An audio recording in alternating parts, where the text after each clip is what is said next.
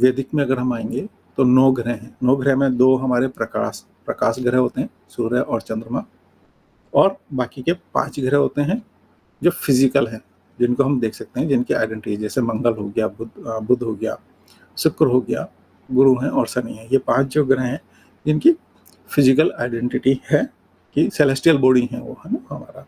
और 2 जो हैं हमारे वैदिक के अंदर छाया ग्रह कहते हैं, राहु और केतु, जिनकी कोई सेलेस्टियल बॉडी नहीं है। मतलब क्या है वो? सूर्य जो हमारी पृथ्वी, जो सूर्य के चारों ओर परिभ्रमण कर रही है, और चंद्रमा हमारे पृथ्वी के चारों ओर जो भ्रमण कर रहा है, तो उसका जो कटाव बिंदु है, बस वही हमारा जो है उसके अंदर राहु और केतु है। तो इस तरह से कुल मिला के हमारे 9 ग्रह हो गए। ये 9 ग्रह और 12 राशियां, है ना।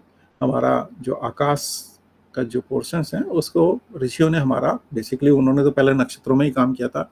वैदिक में देखोगे तो नक्षत्र ज़्यादा मिलते हैं, लेकिन वो विधा शायद कहीं कुछ लुप्त हो गई, और उसको बाद में आके जो हमारे आने वाले जो ऋषि थे उन्होंने जो है 12 राशि में पार्ट किया 360 डिग्री को। तो 1 डिग्री जो है 30 मिनट की होती है, 30 डिग्री की होती है, सॉरी।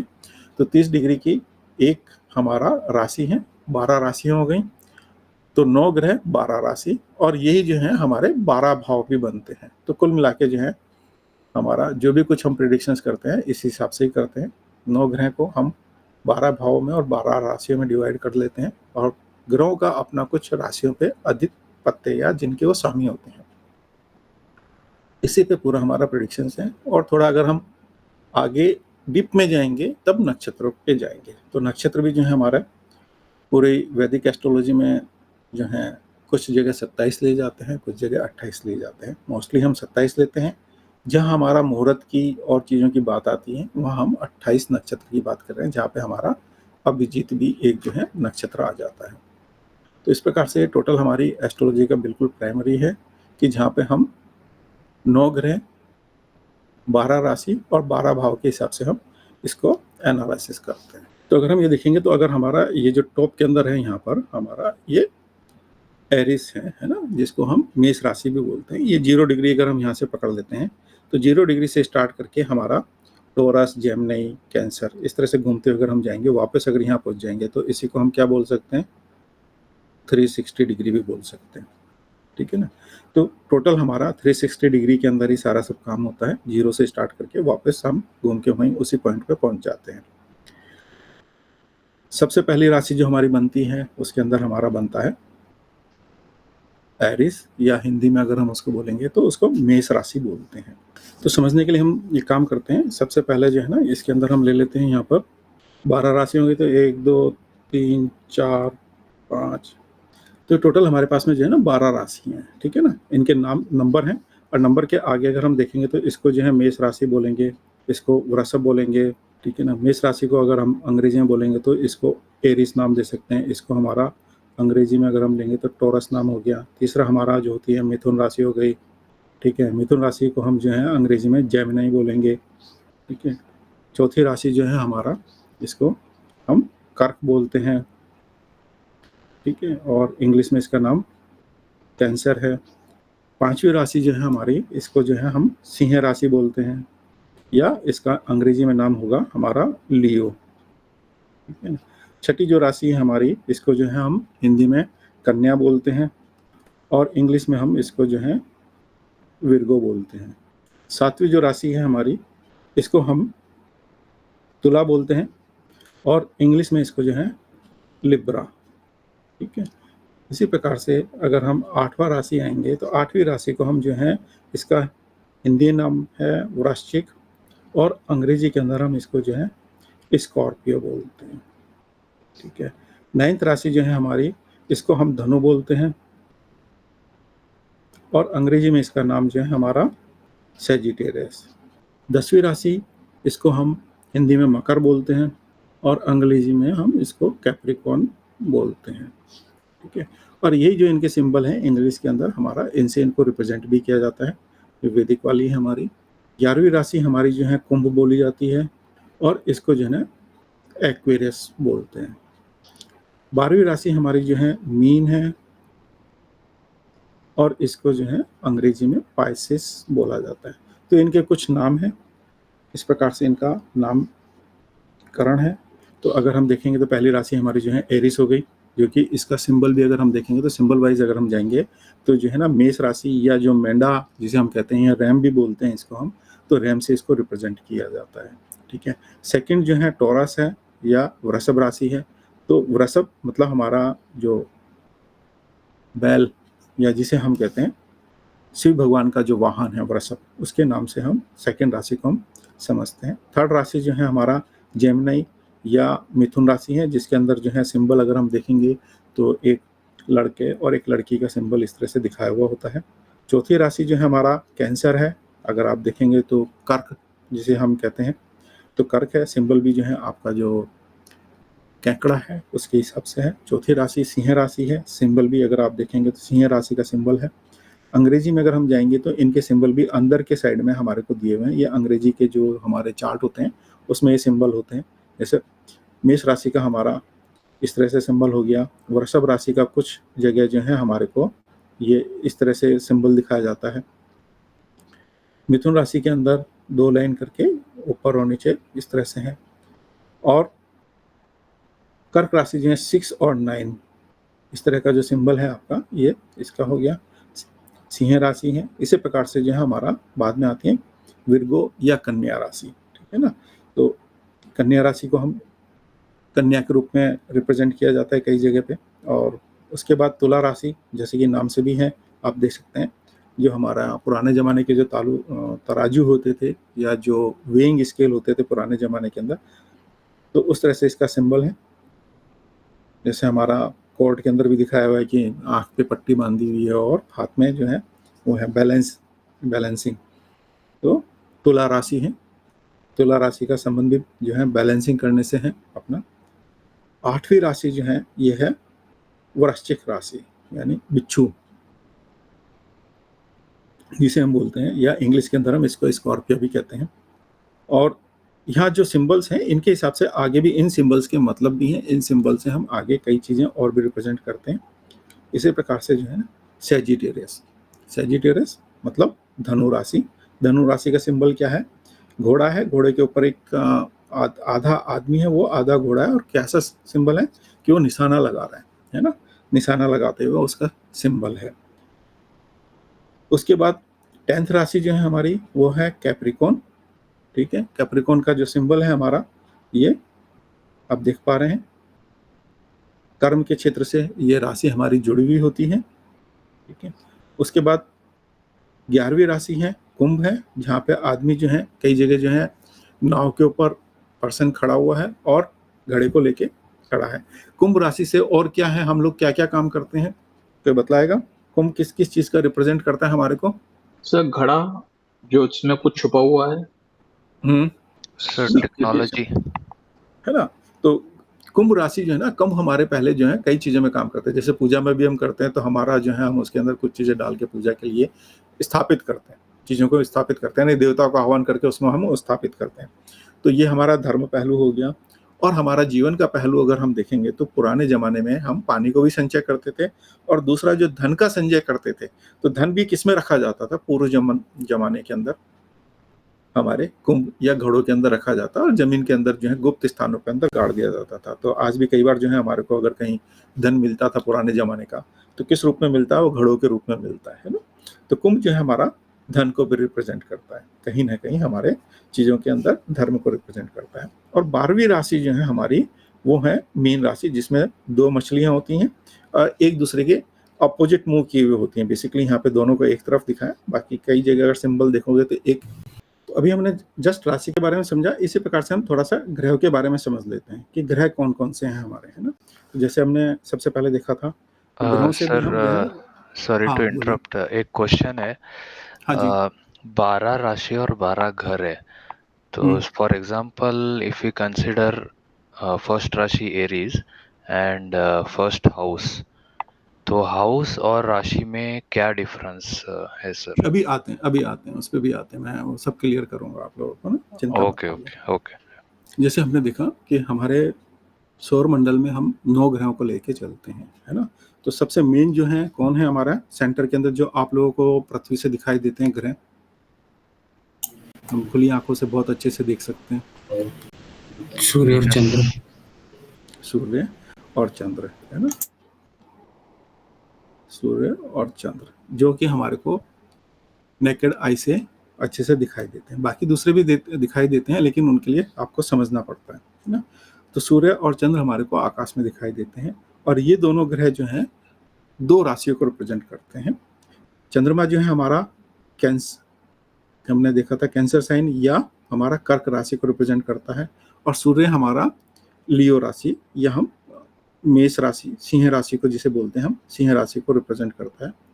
ठीक है, सूर्य की उपमा हमने कैसे दी है, सौर मंडल के अंदर राजा के रूप में दी है। और चंद्रमा की उपमा कैसे दी हमने, रानी के रूप में। सौर मंडल के अंदर अगर हम देखेंगे तो राजा और रानी है। ठीक है, तो अब इनके पास जो है सबसे पहले कौन आते हैं, बुध। बुध कौन है हमारा, अगर हम देखेंगे तो एक ग्रह है सूर्य, सौर मंडल में देखेंगे तो सबसे पास सूर्य के जो है बुध हैं, और उसको राजकुमार की उपाधि दी गई है। तो वो जो है सबसे पहले पहुंचे चंद्रमा के पास। तो चंद्रमा ने उनको क्या है, अपने से नेक्स्ट जो राशि है, मतलब इधर 5 है, तो इस साइड में अगर हम आएंगे तो यहाँ 3rd राशि जेमिनाई जो है किसको दी, बुध को दी। ठीक है, जब वो सूर्य के पास पहुंचे तो सूर्य ने उनको क्या दिया, अपने से नेक्स्ट राशि कौन सी है, छठी विर्गो या कन्या, बुध को अलॉट कर दी। चंद्रमा कैसा है, मन का कारक है, रानी है, सॉफ्ट है, या माँ है, सॉफ्ट है। जब बुध बच्चा होगा, माँ के पास होगा, माँ क्या सिखाएगी उसको, प्राइमरी एजुकेशंस देगी, है ना। तो कम्युनिकेशंस, है ना, स्किल, लर्निंग, ये सब जो है यहाँ 3rd राशि से हम इससे सीखते हैं। और राजा के पास जब जाएगा तो वो क्या करेगा, क्या सिखाएगा उसको, यहाँ से अगर उसके पास में कम्युनिकेशन स्किल है, सारी सब चीज़ें हैं, तो यहाँ वो लॉजिक सिखाएगा। तो बुध जो है एक तरीके से जो छठी राशि जो है वहाँ पे वो लॉजिक को यूज़ करता है, अपने ज्ञान को यूज़ करता है। बुध के पास जो है नेक्स्ट जो गए वो गए शुक्र हमारे। शुक्र जब चंद्रमा के पास पहुंचे तो इसके बाद अगर हम कौन सी राशि मिलेगी, 4, 3, फिर इधर आएंगे तो 2nd राशि या टोरस, है ना। तो टोरस को जो है यहाँ पे उनको अधिपति मिला। और राजा के पास आएंगे तो यहाँ पे क्या मिला इनको, नेक्स्ट 7th साइन या लिब्रा साइन। तो शुक्र कौन कौन सी राशि के स्वामी हो गए यहाँ पे, वृषभ राशि या तुला राशि के स्वामी हो गए। बुध हमारा मिथुन साइन के और विर्गो के स्वामी बन गए। इसके बाद जो है मंगल आए, मंगल गए तो इधर चंद्रमा के पास तो कौन सी राशि नेक्स्ट मिली इनको, 4, 3, 2, 1 एरिस या मेष राशि। ठीक है ना। तो मेष राशि के स्वामी कौन बने यहाँ पर, मंगल बने। और इस साइड में जब सूर्य के पास पहुंचे तो उनको कौन सी राशि मिली, 8वीं राशि मिली, कौन सी, स्कॉर्पियो या वृश्चिक साइन। मेष राशि मंगल हैं, सेनापति हैं, तो कैसे होंगे वो, एनर्जेटिक होंगे, है ना। मंगल है तो क्या हो गया, सेनापति कैसा होगा, एनर्जेटिक होगा, है ना, अग्नि प्रधान हो जाएगा। तो यहाँ पे उनको अग्नि प्रधान हो गए। राजा के पास पहुंचे तो क्या हुआ, उस एनर्जी को कैसे यूज करना है, सेनापति तो बन गए, है ना। एग्रेसिवली, एग्रेशन, हाँ एग्रेशन तो है ही उनके अंदर, लेकिन स्कॉर्पियो में जब वो पहुंचे राजा के पास तो गुप्तचर जैसी गुप्त विद्याएं भी साथ में, यानी आप एडमिनिस्ट्रेटर्स भी हैं, आप जो है एग्रेसिव भी हैं, सेनापति भी हैं, लेकिन वो उन सब के साथ में जो है ना आपको भेद लेने की क्षमता भी होनी चाहिए ना। अगर आपको सक्सेसफुल होना है तो सामने वाली एनिमी के भेद भी आपको आने चाहिए। सो यहाँ पे क्या कूटनीति को लिंक कर सकते हैं, कूटनीति भी बोल सकते हैं हम। तो कूटनीति भी जो है हम यहाँ से देखेंगे तो कूटनीति भी यहाँ पे आ गई हमारे को ना। तो जो गुप्त चीजें हैं, गुप्तचर विद्याएं हैं, डीप नॉलेज है, कहीं से सिक्योर चीजें निकालनी है, वो सब कौन सिखाएगा हमारे को? तो मंगल की 8वीं राशि से हम यहाँ सीखते हैं। फिर उसके बाद बचे हमारे पास में गुरु, ठीक है ना। तो गुरु जब पहुंचे तो उनको इस साइड में क्या हुआ, यहां से अगर हम आएंगे सूर्य की तरफ से तो यहाँ 9th राशि मिल गई, और इधर जो है हमारे को चंद्रमा की तरफ में 12th साइन मिल गया, ठीक है। तो जो 12th साइन मिला हमारे को, इसको हम क्या बोलेंगे? पाइसेस या मीन राशि बोलेंगे। और 9th साइन जो है हमारा, ये क्या है इसका? हमने पहले भी देखा था, भी सैजिटेरियस या धनु राशि। तो गुरु को कौन कौन सी राशि मिल गई? धनु राशि और पाइसेस या मीन राशि। गुरु ज्ञान के कारक हैं, शुक्र भी ज्ञान के कारक हैं। शुक्र जो है दैत्य गुरु हैं, और गुरु जो है यहाँ क्या है? हमारे देव गुरु हैं, है ना। तो देव गुरु है, 9th राशि है। तो राजा को जाएंगे तो कंसल्टेशंस देंगे। किस तरह के कंसल्टेशन? धर्म के संबंध में। राजा धर्म के रूप में किस तरह से काम करेगा। तो 9th साइन जो है हमारे को क्या बतलाएगी? राजा को किस तरह के एडवाइस देगी? रिलीजन के बारे में, धर्म के बारे में, धर्म से कैसे चलना है। और पाइसेस साइन जो है चंद्रमा का है, ये जो है हमारे को ये भी ज्ञान देता है, लेकिन ये ज्ञान कैसा देता है? परलौकिक ज्ञान देता है यहाँ पर। अब बचे शनि, ठीक है। तो शनि को 2 राशि मिल गई। सूर्य की तरफ अगर हम देखेंगे तो यहाँ मकर राशि हो गई, कैप्रिकॉर्न सूर्य, और इस साइड में जाएंगे तो एक्वेरियस, ठीक है ना। शनि हमारे कर्म कारक भी होते हैं। तो यहाँ पे जो है ना 10th साइन हमारे को क्या रिप्रेजेंट करता है? कर्म के बारे में रिप्रेजेंट करता है। और 11th साइन क्या बतलाता है? अगर आप कर्म करेंगे तभी आपको जो है लाभ की प्राप्तियां होंगी, है ना। कर्म से ही लाभ की प्राप्ति होती है। तो शनि को बहुत इंपॉर्टेंट पोजीशंस यहाँ पे मिल जाती है हमारी। एक तरह से कर्म क्षेत्र भी मिल जाता है। 10वीं राशि हमारे को कर्म के बारे में बतलाती है, 11वीं राशि हमारे को लाभ के बारे में बतलाती है। अभी आपने जैसे पूछा भाव क्या होते हैं, है ना। तो भाव को भी अब हम समझ लेते हैं। यहाँ पर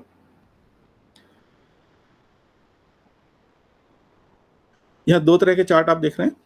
एक चार्ट जो है ये डायमंड बना हुआ है, जिसके अंदर, है ना, स्क्वायर है, स्क्वायर के अंदर आपका ये डायमंड बना है। इसको डायमंड चार्ट भी बोलते हैं, या नॉर्थ इंडियन स्टाइल के अंदर, नॉर्थ इंडिया में ज़्यादातर हमारा ये यूज़ किया जाता है। दूसरा चार्ट है हमारा, जहाँ आप ये स्क्वायर के रूप में देख रहे हैं, है ना, 12 इसमें वो बने हुए हैं, ये साउथ इंडियन चार्ट है, ठीक है। दोनों में डिफरेंस, अंतर ये है कि जब भी हम भाव की या चीज़ों को देखने जाएंगे तो यहाँ पर जो भी आप देखेंगे, ठीक है, तो यहाँ पे जब राशियों को कैलकुलेट करेंगे तो ये जो है क्लॉकवाइज चलेगा। 1st, 2nd, 3rd, 4th, 5th, 6th, 7th, 8th, 9th, 10th, 11th and 12th, ठीक है। और यहाँ पे अगर हम देखेंगे तो यहाँ हमारा मेष राशि से स्टार्ट कर लेते हैं ना, मतलब एरिस से हम स्टार्ट कर लेते हैं। दोनों जगह में हमारा एरिस आ गया, यहाँ पे भी एरिस है। हमेशा एक चीज़ ध्यान रखना, साउथ इंडियन के अंदर ये जो हैं ब्लॉक हैं, ये राशियों को रिप्रेजेंट करते हैं, भाव को रिप्रेजेंट नहीं करते। जबकि नॉर्थ इंडिया में यहाँ जो बीच में नीचे जो पोर्शंस देख रहे हैं आप, ये जो लिखे हुए हैं, ये छोटे छोटे, ये हमारा राशियों को रिप्रेजेंट करते हैं। और ये जो है, ये जो मेन है, ये हमारे भाव को रिप्रेजेंट करते हैं। किसको करते हैं? ये भाव को या घर को, ठीक है। लाल किताब में जाएंगे तो खाना बोल देंगे इनको, ठीक है। ये अंतर है इसके अंदर। नॉर्थ इंडियन में हमारा जो राशियां चलेंगी या भाव का जो सिस्टम चलेगा वो एंटी क्लॉकवाइज चलेगा, जबकि साउथ इंडिया में जो भी सिस्टम चलेगा वो क्लॉकवाइज चलेगा। यहाँ राशियां हैं, यहाँ पे भाव फिक्स हैं, ये फिक्स हैं। यहाँ हमारा राशि फिक्स है।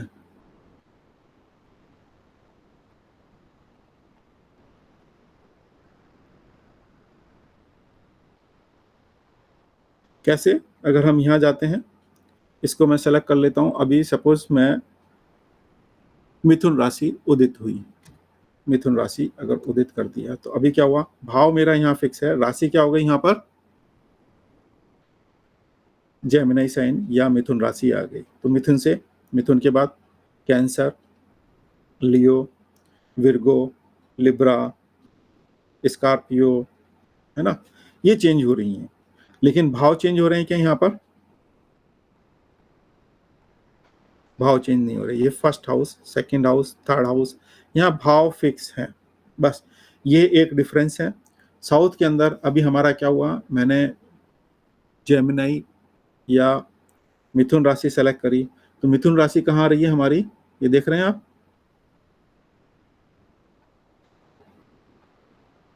तो ये फर्स्ट हाउस हो गया अभी हमारा, राशियां फिक्स रही, यहाँ भाव बदल गया, ये भाव हमारा फर्स्ट हाउस हो गया। तो first, second, third, fourth, fifth, इस तरह से हमारा हो गया।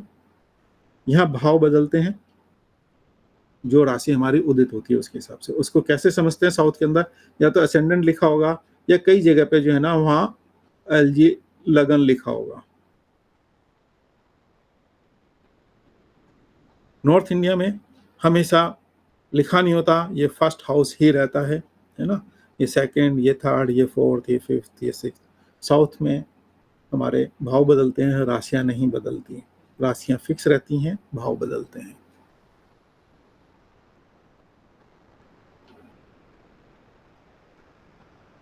कोई डाउट है? सर इंटरप्रिटेशन तो सेम होता है ना दोनों का? इंटरप्रिटेशन सेम है, परफेक्ट, बिल्कुल।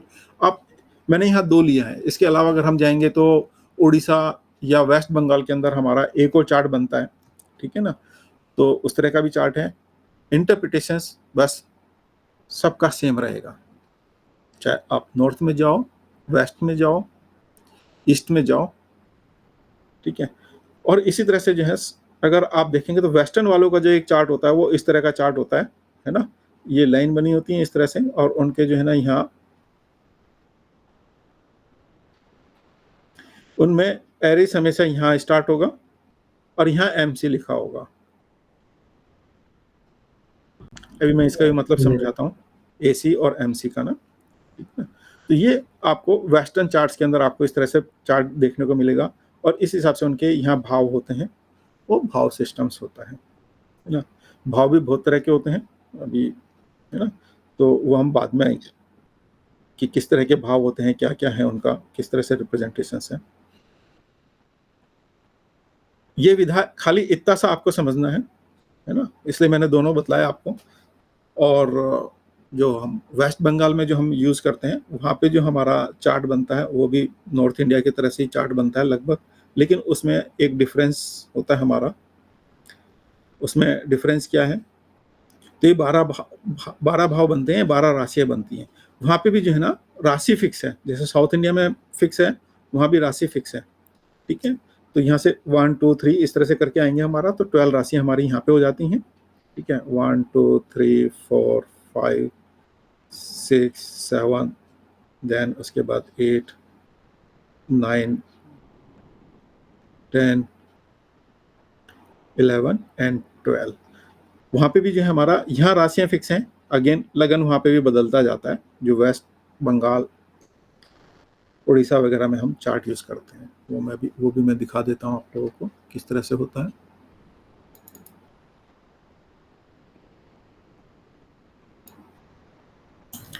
सर ये भाव का मतलब क्या होता है? मैंने बोला ना, इसको हम भाव बोलते हैं, घर बोलते हैं, लाल किताब में खाना बोलते हैं, ओके है ना। तो ये इस तरह से हम इसको बोलते हैं। तो अब ये जैसे नॉर्थ इंडिया का चार्ट बना हुआ है हमारा, यहाँ इसमें जाके चेंज करेंगे हम।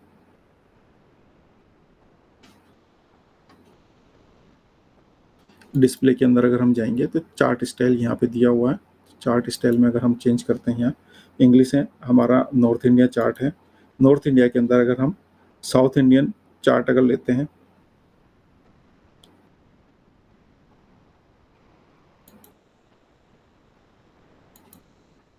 तो ये साउथ इंडियन चार्ट हो गया, ठीक है ना। तो इसके अंदर अगर आप यहाँ देखेंगे तो यहाँ देखिए, यहाँ इसमें असेंडेंट कहाँ लिखा है, एएस लिखा है, असेंडेंट कहाँ लिखा है हमारा, यहाँ पे लिखा हुआ है, है ना। तो इसमें क्या हो गया, यहाँ से अगर हम स्टार्ट करेंगे तो ये कौन सी राशि होगी, first, second, third and fourth. इसी को अगर मैं वापस से नॉर्थ इंडिया में देखूंगा,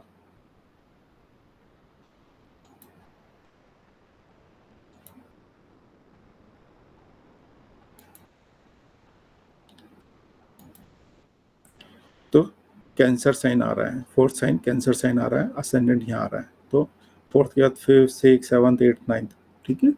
तो इस तरह से हमारा चार्ट है। वेस्ट बंगाल का देखना है हमारे को,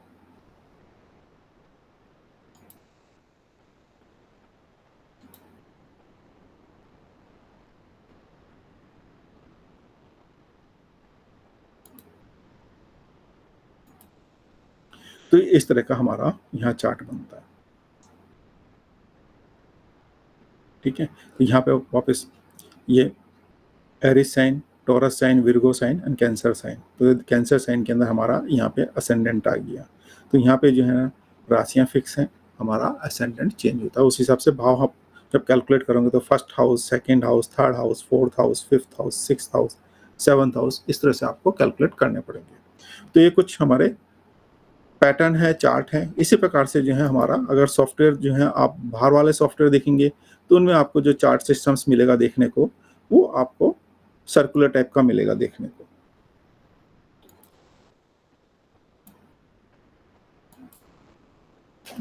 तो ये कुछ पैटर्न है चार्ट के, इसमें आपको मेरे ख्याल से अभी दिक्कत नहीं होगी कभी भी कि कौन से चार्ट को हम देख रहे हैं। और मोस्टली हम जो है, और मेरी प्रैक्टिस नॉर्थ इंडियन चार्ट पे है, तो मैं क्लासेस में ज़्यादातर नॉर्थ इंडियन चार्ट ही लूँगा ना। अगर कोई साउथ के हैं तो थोड़ा सा उनको हो सकता है मेरे साथ समझने में दिक्कत हो, लेकिन 2-3 बार अगर आप देखेंगे तो उसके बाद आपको दिक्कत नहीं होगी।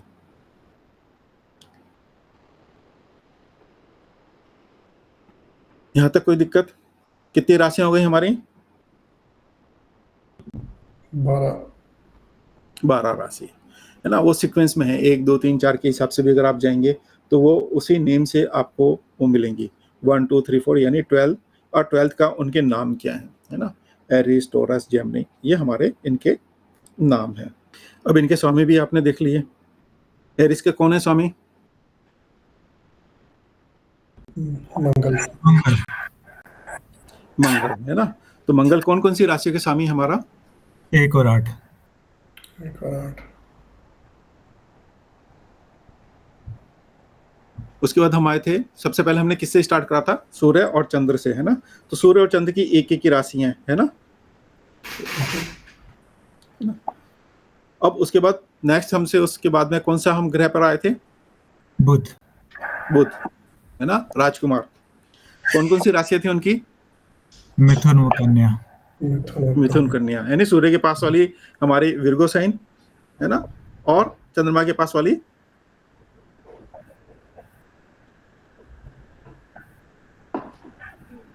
मिथुन, है ना। मिथुन और कन्या साइन हमारे को, तो बुध की हमारी इस तरह से साइन हो गई। उसके बाद नेक्स्ट कौन मिले हमारे को? शुक्र मिले। शुक्र की कौन कौन सी राशियां थी हमारी? टॉरस और लिब्रा। Libra and taurus. तो शुक्र की हमारी हो गई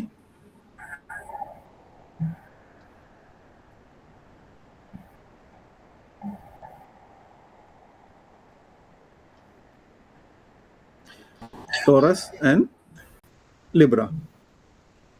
फिर हमारे पास में कौन आए? गुरु। गुरु गुरु गुरु। गुरु की कौन कौन सी राशियां थी?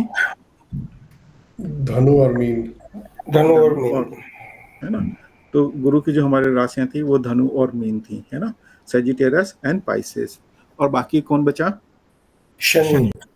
शनि। तो शनि की हमारी कौन सी थी? कैप्रिकॉर्न एंड एक्वेरियस, है ना। तो ये जो चार्ट है, आप चाहे इस तरह से बनाओ, चाहे आप सर्कुलर में बनाओ, आपको दिमाग में ये चीज तो इम्प्रिंट हो जानी चाहिए। कोई इसको याद करने का आसान तरीका? इससे आसान तरीका भी मेरे को बतलाइए। ये साउथ इंडियन चार्ट में अलग दिख जाता है ना, तो मतलब कि आपका यदि असेंडेंट के नीचे जो लिखा है 4th एंड 5th, ये चंद्र और सूर्य का हो गया, और उसके एक और ये क्या नाम से 9 10, इसको यदि आप 1 2 3 4 से करेंगे तो आपको एकदम इजी आ जाएगा साउथ इंडियन चार्ट में। आपने अब इसको थोड़ा घुमा के रखा हुआ है, तो नहीं, राइट मैंने साइड घुमाया नहीं है, नहीं मैंने कोई घुमाया नहीं है। साउथ नहीं, इंडियन मतलब का इसको साउथ यदि इंडियन यहाँ है। पे यदि ऊपर आपको देखिए, यहाँ से ऊपर मैंने राशि लिखी हुई है, राशि जी, लिखी है ना, ऊपर राशि लिखी है, ये 1 2 आपको समझने के लिए ना, तो ये 2 ये हमारे साथ हमेशा फिक्स रहेंगी। हाँ, तो मैं ये बोल रहा था कि जैसे 10 और 11 जहाँ लिखा है वो शनि है, और 12 और 9 जहाँ लिखा हुआ है वो आमने सामने जो है वो गुरु है, और आमने सामने का इधर देखेंगे 1 और 8 तो वो मंगल है।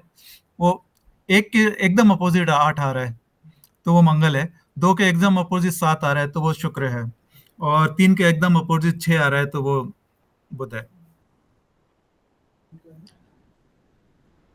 कैसे भी कर लीजिए, जैसे उनका कहने का मतलब ये है, जैसे वृषभ राशि यहाँ पे आ रही है सेकंड, तो उनका कहना ये है कि यहाँ पे हमारा इनके अपोजिट हो गया, तो ये शुक्र को रिप्रेजेंट कर रहे हैं, है ना। यहाँ बुध है हमारा, और इसके अपोजिट बुध में कौन हो गया हमारा, यानी जेमिनी एंड वर्गो, तो ये जो है ये बुध हो गई हमारी। और बीच में जो बचे ये हमारा, इसके स्वामी चंद्र हो गए, इसके स्वामी हमारा कौन हो गए, सूर्य हो गए, है ना। फिर फर्स्ट राशि हमारी किसकी थी, के स्वामी कौन थे, मंगल है ना। तो मंगल, इनके अपोजिट साइन कौन सा हो गया, ये भी मंगल का हो गया, तो ये मंगल से रिप्रेजेंट कर रहे हैं ना। यहाँ अपोजिट में अगर हम देखेंगे तो यहाँ अपोजिट नहीं है, तो यहाँ हमारे 12वां साइन आ रहा है, और यहाँ भी हमारा 9 साइन आ रहा है, तो ये जो है अगर हम इस तरह से देखेंगे, सॉरी, तो ये कौन हो गए, गुरु हो गए हमारे, और इन 2 राशियों के स्वामी कौन हो गए, शनि हो गए। तो ये नॉर्थ इंडियन, तो साउथ इंडियन स्टाइल के अंदर हम अगर देखेंगे तो इस तरह से हमारा ये बन गया। यही चीज अगर हम नॉर्थ इंडियन स्टाइल में देखेंगे तो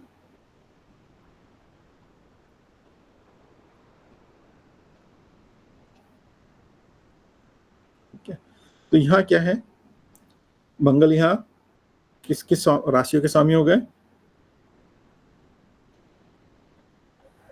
फर्स्ट एंड एट्थ। तो यहाँ इस राशि के स्वामी मंगल हो गए, और यहाँ पे भी हमारे मंगल हो गए, ठीक है। सेकंड राशि कौन सी थी हमारी, तुला, तो सेकंड तुला नहीं थी, टॉरस या वृषभ बोलते हैं ना, वृषभ एंड सेकंड वृषभ राशि के स्वामी कौन है हमारे, शुक्र। तो शुक्र की दूसरी राशि कौन सी है, तुला है ना। तो यहाँ पे ये हमारी वृषभ राशि हो गई, ये भी हमारा तुला राशि हो गई, इसके स्वामी कौन हो गए,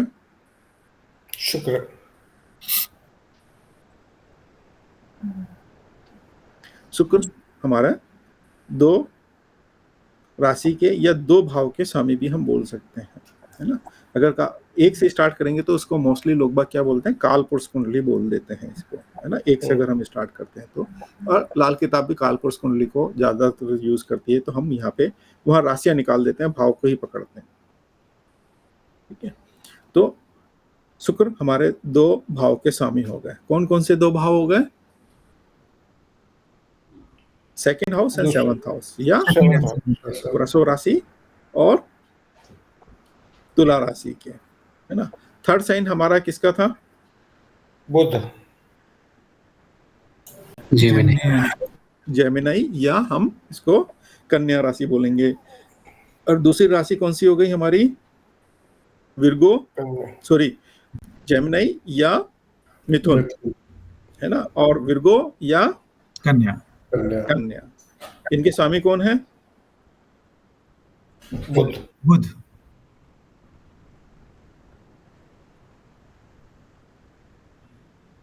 तो बुध 2 ग्रहों के स्वामी हो गए हमारे, है ना। तो कालपुरुष कुंडली में 3rd हाउस के और 6th हाउस के अगर हम वैसे देखेंगे तो Gemini sign and Virgo sign के स्वामी कौन हो गए, बुध हो गए। और चंद्रमा और सूर्य किस किस राशियों के स्वामी हैं? एक एक स्वामी। Cancer and Leo. Cancer and Leo. Cancer को हम हिंदी में क्या बोलेंगे?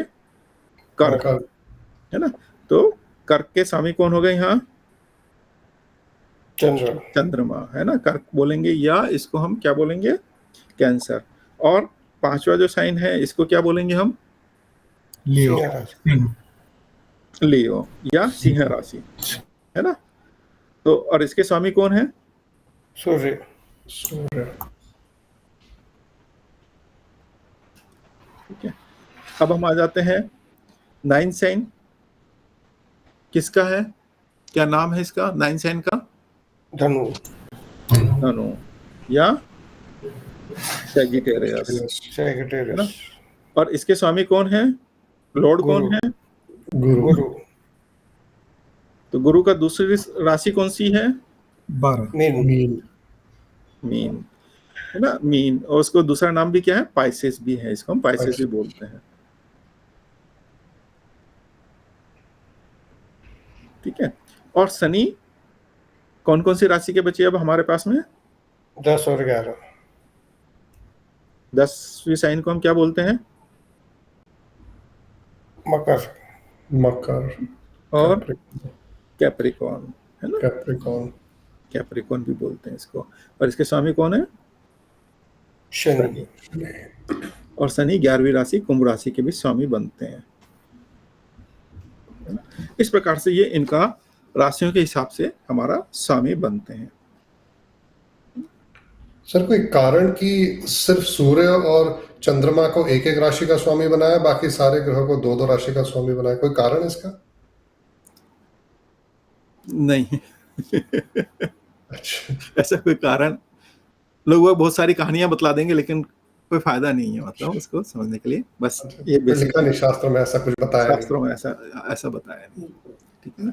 और अब बचे यहाँ पे कहेंगे कि यार 9 ग्रह थे हमारे, यहाँ पे तो आपने 7 ग्रहों का ही नाम लिया है। बचे कौन से हमारे? राहु केतु। राहु केतु। ये किसी भी राशि के स्वामी नहीं है, ये मिस्टीरियस है, जादूगर है, राक्षस है, माया है, जादू है। जहां बैठते हैं, जिसके साथ बैठते हैं, उसकी सारी चीजें ले लेते हैं।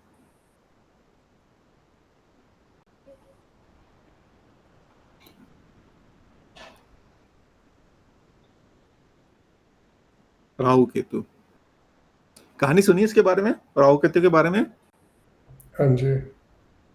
अमृत पी लिया था, फिर श्री विष्णु ने गला काट के दोनों को अलग कर दिया था। हाँ, ठीक है। स्वर भानु राक्षस थे। स्वर भानु राक्षस था और बहुत महत्वाकांक्षी था, है ना। और वो महत्वाकांक्षी राक्षसों को समझ नहीं आ रही थी, और ये इसको बात समझ में आ गई, तो इसने क्या करा? माया से अपना रूप बदल लिया।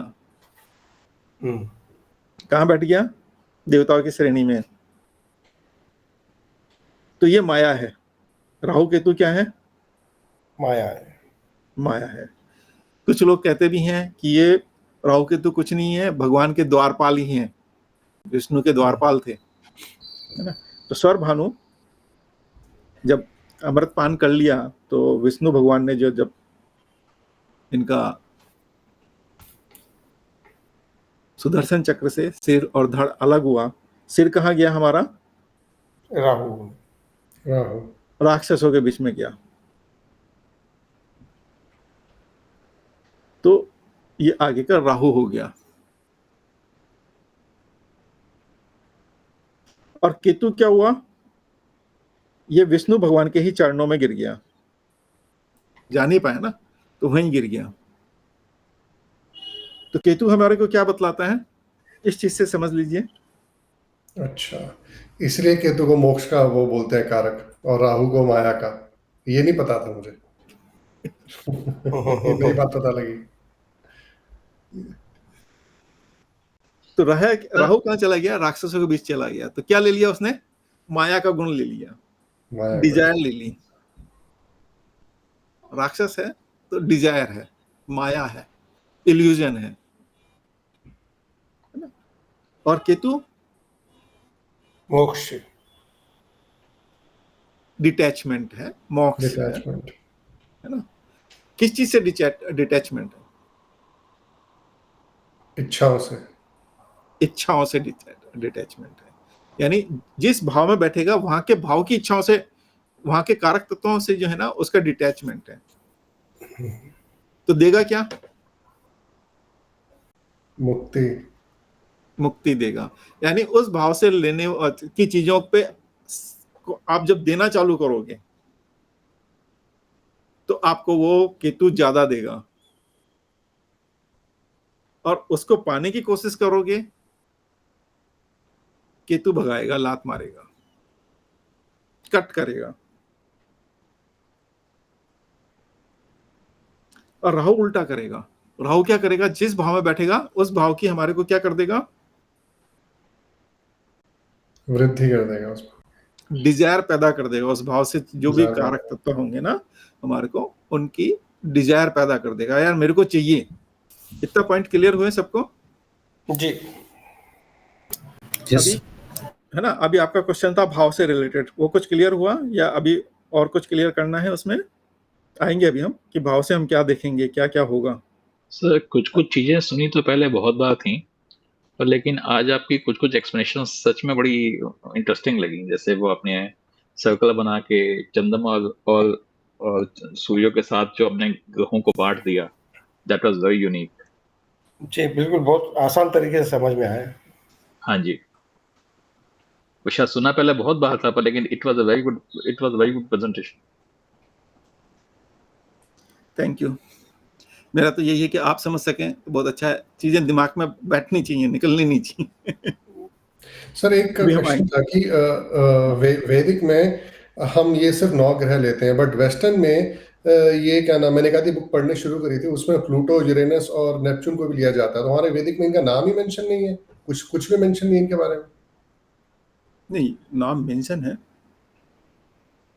वैदिक के अंदर भी नाम है इनका। यम, अरुण, वरुण, इंद्र और वरुण। और इनको लेकिन लेते नहीं है हम, किसी भी इंटरप्रिटेशन में यूज नहीं करते इनको वैदिक में। हाँ, वो हमारा वैदिक का पार्ट हमने इसलिए लिया नहीं है क्योंकि हमारे ऋषि मुनियों को तो पता था उसका पर्पस मुंडन में हमारा ज्यादा होता है, हमारा डेली लाइफ में नहीं होता है। इसलिए नहीं होता। यूरेनस एक साइन में कितने साल रहता है? बहुत लंबा पीरियड होता है, 80-90 साल से ऊपर का होता है सारा पूरा साइकिल। शनि हमारा सबसे स्लो चलता है, 2.5 साल एक में रहता है, और पूरा चक्कर लगाने में उसको 30 साल लगते हैं। तो मतलब वो 3 सर्किल हमारे पूरे करता है लाइफ साइकिल के अंदर। अगर देखें मोटा मोटा, आदमी आज की तारीख के अंदर कलयुग में कोई भी जो है ना 80-90 के आसपास हो गई, पहले 60 थी, अभी मेडिकल साइंस के जैसे 80-90 तक हम पहुंच गए हैं। आइडियल हम 120 की बात करते हैं। तो अगर 120 की बात करेंगे तो 4 साइकिल हो जाते हैं, और वैसे लाइफ के अंदर आदमी 3 साइकिल आराम से देख लेता है। अगर उम्र अगर उसकी, हम पूर्ण आयु के बारे में बात करते हैं तो पूर्ण आयु हमारी जो है ना 80 के ऊपर की जो भी आयु है उसको पूर्ण आयु है ना। तो पूर्ण आयु में एक आदमी 3 साइकिल हमारे शनि के देख लेता है लाइफ के अंदर। उस हिसाब से हमारे ऋषि मुनियों ने जो डिविजन्स बनाए या ग्रहों का जो दशाएं सिस्टम्स बनाया, वो हमारा आदमी की लाइफ साइकिल के हिसाब से बनाया हुआ है। और जो लाइफ साइकिल के हिसाब से बनाया उसके अंदर हमने 9 ग्रहों को, 9 राशियों को, और उसी हिसाब से उनकी दशाएं ली हैं। यूरेनस, नेपच्यून, प्लूटो की वहां पे ली नहीं गई है। वो हमारे ऋषि ने लिया होगा। वो लिटरेचर तो हमारे जला दिए गए थे, जो हमारे नालंदा और तक्षशिला के अंदर थे, तो वो तो सब जला दिए गए। तो पुराना हमारा जो बहुत सारा ज्ञान था वो निकल गया। कहीं ना कहीं जरूर उन्होंने उसको यूज किया हुआ है, मिलते भी हैं, प्रमाण भी मिलते हैं, ठीक है ना। लेकिन आदमी के लाइफ साइकिल में कम काम आते हैं। अगर हमारे को मुंडेन के अंदर किसी राष्ट्र के बारे में समझना है, वहाँ यूरेनस, नेपच्यून एंड प्लूटो का बहुत अच्छा रोल होता है। हर 80 साल के अंदर आप देखोगे तो एक न एक सल्तनत बनती थी, बिगड़ती थी। हर 100 साल के अंदर अगर आप देखोगे, लगभग जो है 90 साल 100 साल के अंदर दुनिया के अंदर मेन महामारी आती ही आती है। तो कहीं ना कहीं उनका जो यूज था वो हमारा मुंडेन के अंदर ज्यादा है, डे के अंदर हमारा कम है। तो वैदिक में इसलिए उनको हमारा लिया नहीं था, आदमी को उसके धर्म करने के लिए। ज्योतिष हमारा जो है प्रिडिक्शंस के लिए ज्यादा यूज नहीं होता था, हमारा इसका मेन पर्पस था हमारी जीवन पद्धति को हमारे को यूज करने के लिए। ज्योतिष हमारी जीवन पद्धति को यूज करने के लिए था। सूर्य और चंद्र से बनने वाले जितने भी हमारे योग हैं, चाहे वो वार हो, तिथि हो, नक्षत्र हो, योग हो और कर्ण हो, ये हमारी जिंदगी के अंदर हर रोजमर्रा की चीज के लिए कोई भी संस्कार हमारे को करने होते थे। जो हमारे जीवन के 16 संस्कार हैं, 16 संस्कार कहीं ना कहीं हमारे इन 5 चीजों पे भी टिके थे। और वो 5 चीजें किस पे हैं? सूर्य चंद्र पे। सूर्य और चंद्र पे।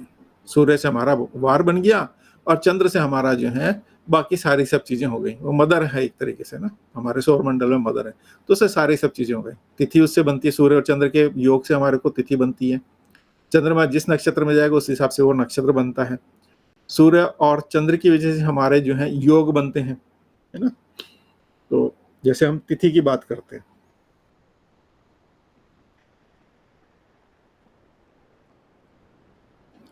तिथि क्या है बेसिकली?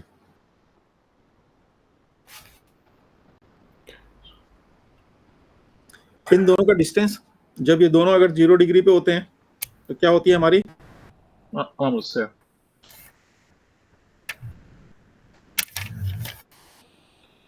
और सूर्य और चंद्र, जैसे चंद्र तो जो है एक दिन के अंदर जो है 12 डिग्री चलता है हमारा, तो जैसे ही 12 डिग्री आगे चल जाएगा तो क्या हो जाएगा? एक तिथि चल गया वो हमारा।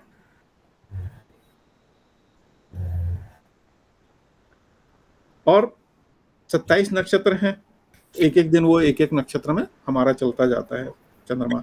तो चंद्रमा हर दिन हमारा एक एक नक्षत्र बदलता है।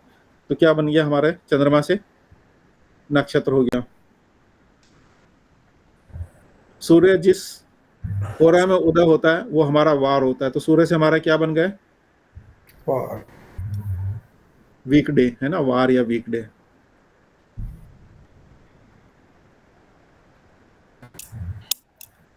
नक्षत्र बन गए, तिथि बन गई, है ना। सूर्य और चंद्र का जो भी लॉन्गिट्यूड है उसको जोड़ के अगर उसमें क्या कर दिया हमने,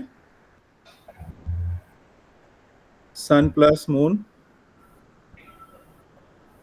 डिवाइडेड बाय 27 और एक्सपोनेंट 360,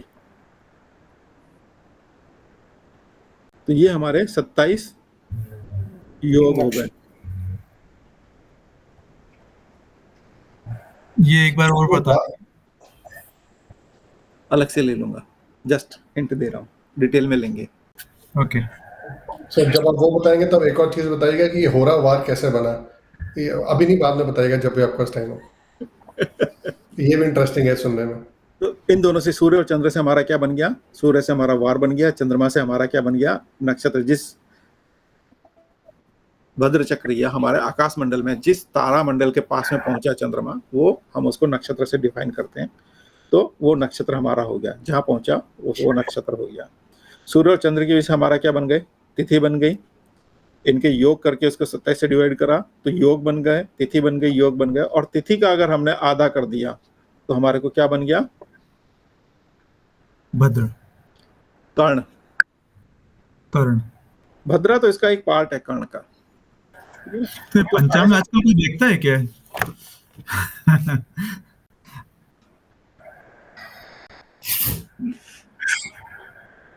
पंचांग I am very much interested in पंचांग, बट मैंने कुछ आपके भी वीडियो और बहुत सारे दूसरे वीडियो देखे, उसमें लिखा 30 से 40 साल पहले तक बहुत लोग पंचांग देखते थे, पर अब आजकल शायद nobody knows and then nobody किसी को शायद बहुत सारे तो शब्द भी नहीं सुने होंगे ये जो आप बोल रहे हैं। मैंने भी एक दो तो अभी सुने।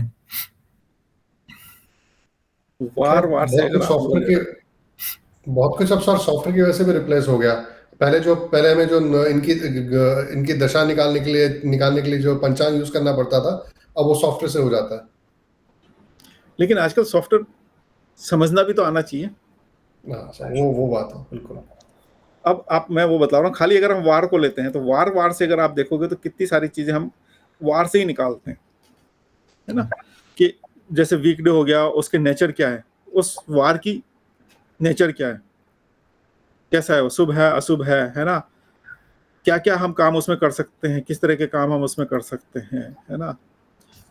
इफेक्टिव इन किस में है, दिन में है या रात्रि में इफेक्टिव है।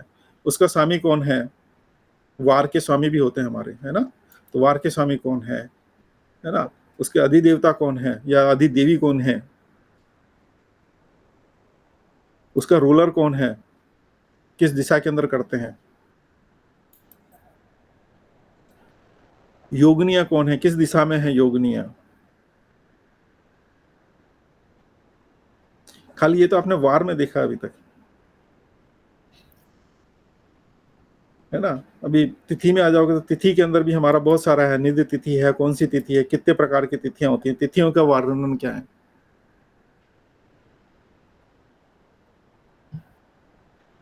बहुत सारे योग बनते हैं, कौन से हैं, क्या है। तो तिथि तो ये तो जो है ना पंचांग एक बहुत बड़ा एक एस्पेक्ट अपना बन जाता है।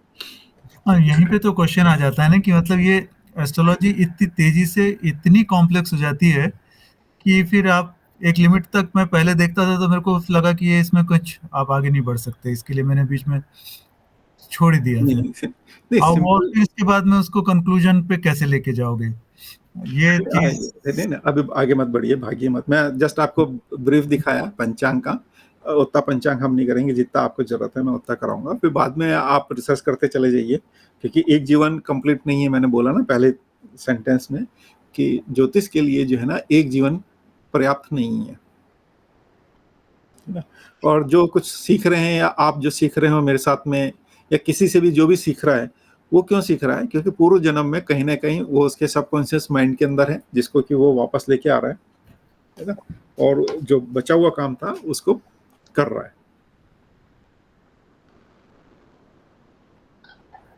तो लेकिन सर ये भी एक फैक्टर है कि एस्ट्रोलॉजी को जितना हम फनल बना के चलेंगे उतना इजी रहेगा, वरना तो हाँ, फैलती जाती है। नहीं वो तो ठीक है, फनल तो आप बनाएंगे धीरे धीरे, आपको जो है ना करते जाइए, समझते जाइए, बेसिक से करिए, है ना। जंप मत करिए। तो मैं जंप भी नहीं कराऊंगा, बेसिक से ही मैं कराऊंगा आप लोगों को, तो इसलिए मैं बेसिक से ही लिया है। तो अभी तक क्या क्या सीखा। ग्रह, ग्रह सीखे, कितने ग्रह हैं हमारे, 9 ग्रह, 9 ग्रह। है ना, ठीक है। राजा रानी की उपाधि किसको दी गई, सूर्य चंद्र, सूर्य और चंद्र। सूर्य और चंद्र को, है ना। तो सूर्य को जब सौरमंडल में राजा रानी की उपाधि दी गई, हमारे जीवन में किसकी उपाधि दी गई फिर, पिता माता। माता और पिता की। यानी सूर्य कौन हो गए हमारे, पिता के कारक हो गए, और चंद्रमा किसके कारक हो गए, माता के। माता के कारक हो गए, ठीक है ना। अब सेकंड आ जाता है बुध, राजकुमार। वहां राजकुमार था। तो हमारे जीवन में क्या आ गया, भाई बहन। हाँ, एक तरीके से बहनों को रिप्रेजेंट करता है। लेकिन राजकुमार ने वहां क्या सीखा था, लॉजिक सीखा, ज्ञान सीखा, कम्युनिकेशन सीखा। तो हमारे जीवन में ये क्या लेके आ रहा है, बुद्धि, तर्क, बुद्धि को लेके आ रहा है, हमारी नॉलेज को लेके आ रहा है, हमारे ज्ञान को लेकर आ रहा है, हमारी समझ को लेकर आ रहा है। तो बुद्ध जो है हमारे कैसा है कुंडली के अंदर, तो उससे हमें क्या क्या पता लगेगा, इंटेलिजेंस, हमारी इंटेलिजेंसी पता लगेगी, हमारे लॉजिक्स के बारे में पता लगेगा, हमारी कम्युनिकेशन स्किल के बारे में पता लगेगा, हमारी लर्निंग के बारे में पता लगेगा उससे, ठीक है ना। ऐसे शुक्र हैं, शुक्र जीवन में आएंगे, कैसे हैं वो, उससे पता लगेगा। 7th हाउस लिब्रा क्या है, तुला, बैलेंस। जीवन में बैलेंस कैसे करना है हमारे को पार्टनरशिप बैलेंस करना है, तो पार्टनरशिप कैसी होनी चाहिए, हमारी पार्टनरशिप में कैसे रिलेशन होने चाहिए हमारे, कौन बताएगा, शुक्र बताएगा। सॉरी, हाँ शुक्र, हाँ। बैलेंस करना है हमारे को जीवन में, कैसे बैलेंस करना है ना। गुरु ज्ञान का कारक है, गुरु हमारे जीवन में क्या लेकर आएगा, अध्यात्म, अध्यात्म को लेकर आएगा, हमारे रिलीजन को लेकर आएगा, हमारे धर्म को लेकर आएगा कि धर्म के बारे में हमें कैसे काम करना चाहिए, है ना। तो फिर हम धीरे धीरे और बहुत सारी चीजें सीखेंगे कि गुरु हमारे को जीवन में क्या क्या और लेकर आएगा, तो सारी सब चीजें हम इसमें सीखेंगे। शनि क्या लेकर आएगा हमारे जीवन में? व्यवसाय, व्यापार, कर्म को लेकर आएगा, व्यापार को लेकर आ रहा है, मतलब कर्म को लेकर आ रहा है हमारे जीवन में। कर्म करना है तो कैसे करना है? मेहनत लगती है ना, कर्म करने में मेहनत लगती है ना, है ना। तो इसलिए लोग बाग उसको कह देते हैं शूद्र, क्योंकि मेहनत लगती है, मेहनत करने वाला काम है। गधे की तरह लगना पड़ेगा आपको, जो भी काम करेंगे, जो भी व्यापार करेंगे, आपको उसमें कैसे लगना है? मेहनत करनी पड़ेगी शूद्र के रूप में, सेवक के रूप में। वो बतला रहा है मेरे को कि मैं शूद्र हूं, मैं सेवक हूं, मेरे को सेवा के रूप में ही काम करना है।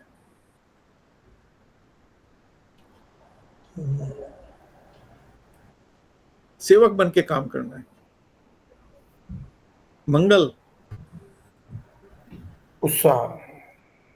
उत्साह हमारे जीवन में कैसा कर्म है ना, हम कैसा उत्साह कर सकते हैं, है ना। कितने हमारे में काम करने की क्षमता है, पराक्रम कितना है हमारे में। तो मंगल हमारे कर्म का, हमारे पराक्रम का, हमारे जीवन में संघर्ष को कैसे हम टैकल करते हैं उसके बारे में बतलाएगा।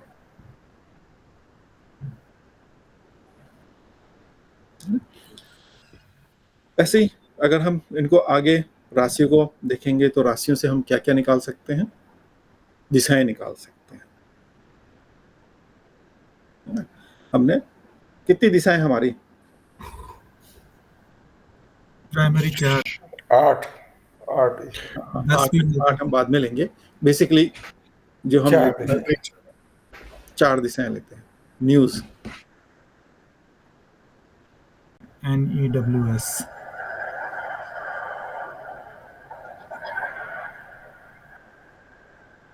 News and miss north,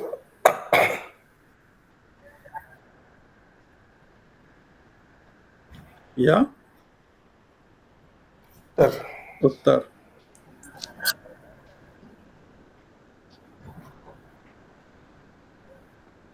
east, पूर्व, वेस्ट, पश्चिम,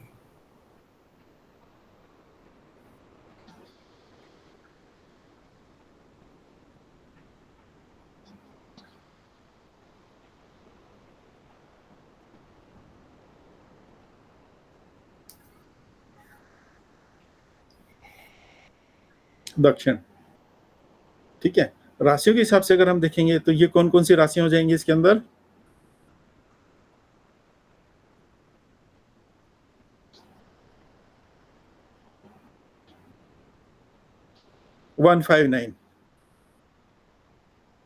सॉरी 159 कौन रिप्रेजेंट करेगा हमारे को? ईस्ट,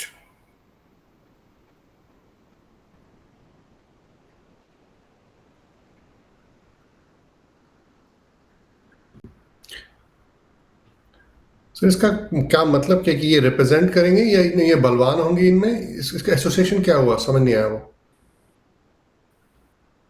सोचिए और क्या क्या क्वेश्चन हो सकता है आपका इसके बारे में। मतलब ईस्ट डायरेक्शन में ये 159 को हम रिप्रेजेंट करेंगे।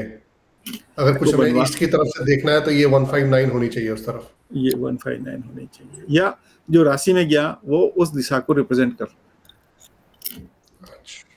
कुछ ऐसे भी कह सकते हैं कि ये 159 तीनों फायरी साइन है। हाँ, तो वो आगे आता हूँ, ठीक है ना। अभी हम उसको भी लेते हैं। यही हमारा दिशा को रिप्रेजेंट करता है। भूत या तत्व, तत्व कौन कौन से हमारे?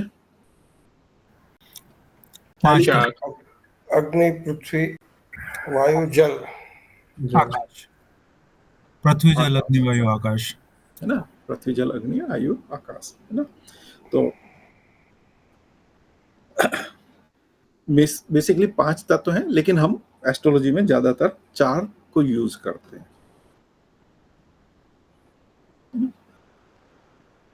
जो हमारी पृथ्वी पे सबसे ज्यादा पाए जाते हैं, पृथ्वी पे जो हमारे को मिलते हैं, वो कौन कौन से तत्व हो गए? अग्नि, पृथ्वी, वायु, जल, है ना। हाँ, आकाश तो अंतरिक्ष हो गया हमारा एक तरीके से, और वो रिप्रेजेंट किसको करता है? गुरु को रिप्रेजेंट करता है, राशि को रिप्रेजेंट नहीं करता, गुरु को रिप्रेजेंट करता है। ठीक है, तो ईस्ट डायरेक्शन सूर्य की दिशा हो गई, जहां से सूर्य उदय होते हैं, और इसी को हम क्या कहते हैं? अग्नि अग्नि, या फायरी साइन कहते हैं।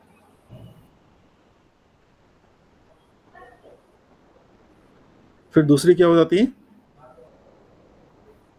साउथ, FE, अर्थी साइन, है ना।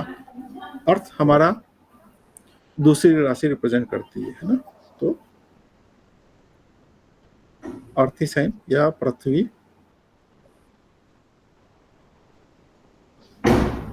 ये कौन सी हो गई?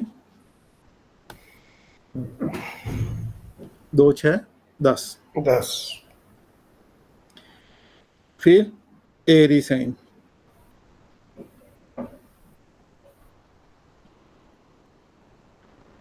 वायु तत्व, 3, 7, 11,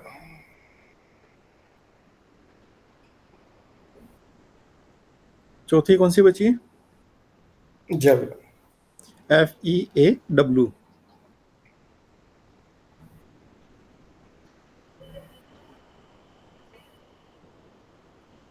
जल, आप, पानी। ये कौन सी साइन बच गए अब? 4, 8, 12,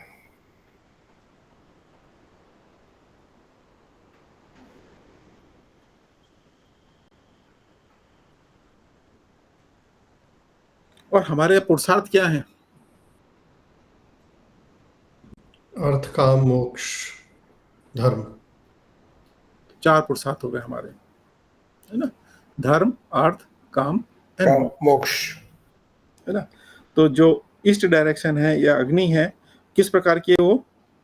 धर्म, धर्म। धर्म पे भी चलना है तो किस प्रकार से चलना है? अग्नि के रूप में चलना है। परीक्षाएं भी बहुत होंगी।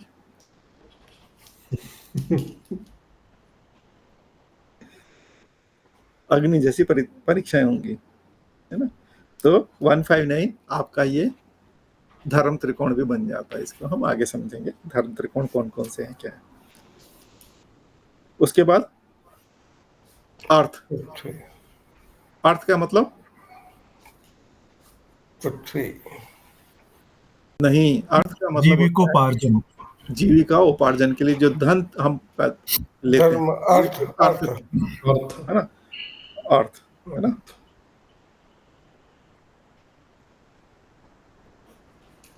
या जीविका उपार्जन के लिए हम क्या कर सकते हैं? धन संचय, है ना। तो अर्थ किससे लोगे? कहाँ से लोगे? पृथ्वी, जमीन, इसे लोगे ना।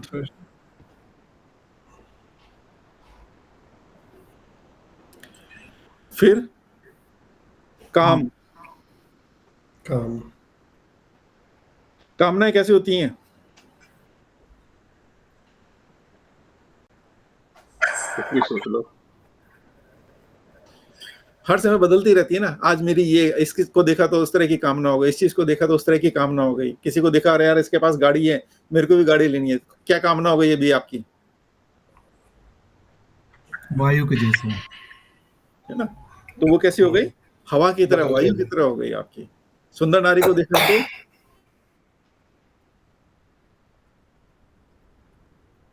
कामनाएं, है ना। चाहे वो कामनाएं किसी भी तरह की होंगी, काम से मतलब कामनाएं हो गई हमारी। और मोक्ष, कौन? बस मोक्ष।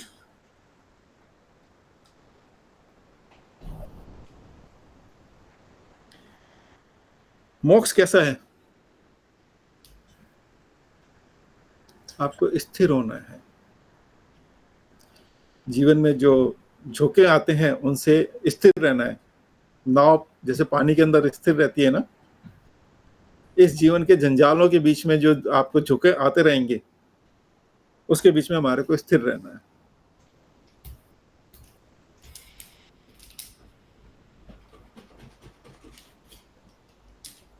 तो धर्म, अर्थ, काम एंड मोक्ष, और यही रास्ते इनके हो गए। मोक्ष जल की तरह हो गया, 4, 8, 12 हमारी राशियां हो गई। धर्म कैसा हो गया? अग्नि के रूप में हो गया हमारे को, अग्नि के रूप, है ना। अग्नि की क्या है? 159, या वो ईस्ट डायरेक्शन भी दिखाता है।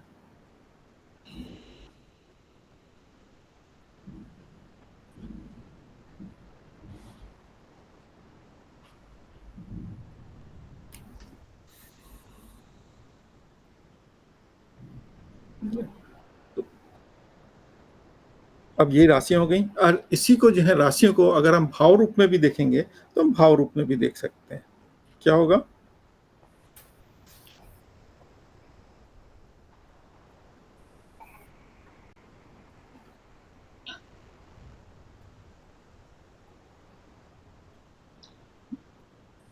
धर्म त्रिकोण।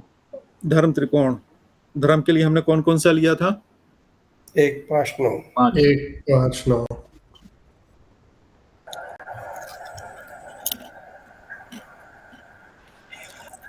ये भाव हमारे किस चीज को बतलाएंगे? धर्म, धर्म को बतलाएंगे। दिशा में किसको बतलाएंगे? ईस्ट को बतलाएंगे। पूर्व दिशा, ईस्ट दिशा। और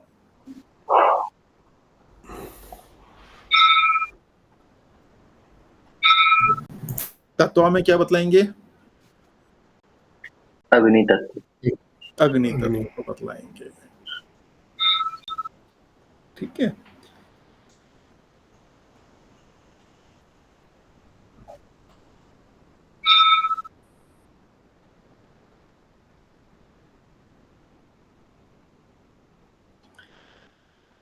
दो 6 10।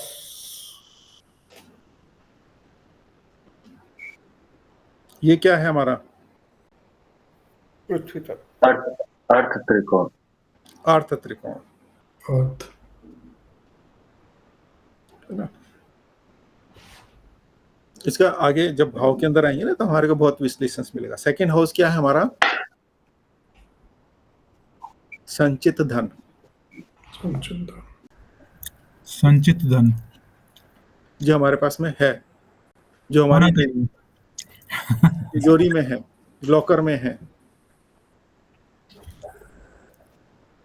फूड भी यहीं से देखेंगे ना?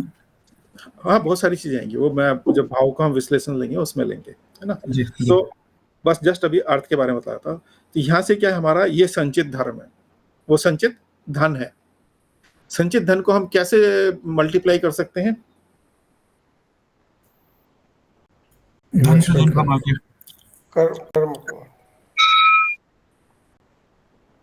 कर्म तो बाद में आएगा, पहले दिमाग में क्या आएगा? मैं क्या करूं उसको, धन को लेके? इन्वेस्टमेंट करूं। किस तरह से करूं? लैंडिंग करूं या बोरोविंग करूं? लैंडिंग बोरोविंग करना है। तो वो कौन सा भाव बतलाएगा हमारा? छठा भाव हमारे को बतलाएगा। ऋण लेना है, ऋण देना है, क्या करना है मेरे को उस धन का, या धन के लिए मेरे को क्या करना है? तो ऋण लेना देना छठा भाव बतलाएगा। और 10वां भाव क्या बतलाएगा हमारे को? क्या कर्म बतलाएगा, क्या करना चाहिए, कर्म। तो ये हमारा कौन सा भाव हो गया? अर्थ भाव हो गया, धन को लेके जो हम काम करते हैं। इसके बाद बचा 3, 7, 11।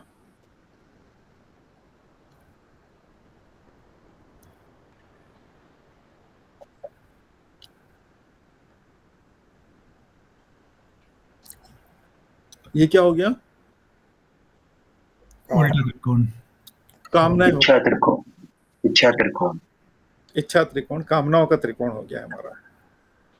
धन हमने कर्म किया, उसका लाभ मिल रहा है नहीं मिल रहा है, वो हम यहां से देखेंगे। पहला क्या हो गया हमारा? संघर्ष है। थर्ड हाउस क्या हो गया? कामनाओं को लेके हम क्या करेंगे? संघर्ष करेंगे, प्रयास करेंगे। किसके साथ करेंगे? Partner. 7th house is partnership. Business के लिए हम कोई पार्टनर बनाएंगे या किसी के साथ तो काम करेंगे, जिसके साथ भी काम करेंगे, चाहे वो हमारा लेनदार है, देनदार है ना, चाहे वो हमारा डेप्टर है या नारी शक्ति आपकी अर्धांगिनी भी साथ देगी तभी काम बनेगा। तो जिनके साथ लेके हम काम करेंगे वो सब हमारे पार्टनर हो गए। पार्टनर कोई भी हो सकता है, तो बिजनेस पार्टनर हो सकता है, या बिजनेस पार्टनर की बजाय हमारा जिनके साथ भी हम कर रहे हैं कोई भी कर्म कर रहे हैं, किनके साथ करेंगे कर्म, या तो कच्चा माल जिससे लेकर आ रहे हैं, है ना, तो वो भी हमारा एक तरीके से पार्टनर हो गया ना बिजनेस के लिए। माल बना के आगे हम बेच रहे हैं तो वो भी हमारा कहीं ना कहीं पार्टनर हो गया एक तरीके से, कि जिसको हम जाके आगे माल दे रहे हैं वो हमारा अपना आगे बेच के फिर हमारे को पैसा दे रहा है ना। और इसकी लाभ की प्राप्तियां हो रही नहीं हो रही वो कौन बतलाएगा हमारे को? 11th हाउस, कि हमारे को उससे लाभ मिल रहा है या नहीं मिल रहा है, वो 11th हाउस बतलाएगा।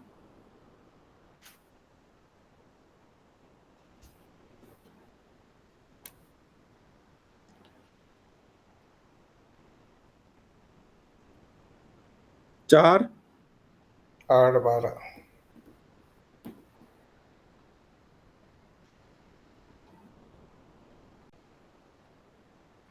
4 8 12 मोक्ष त्रिकोण। मोक्ष। मोक्ष कहां से स्टार्ट होगा?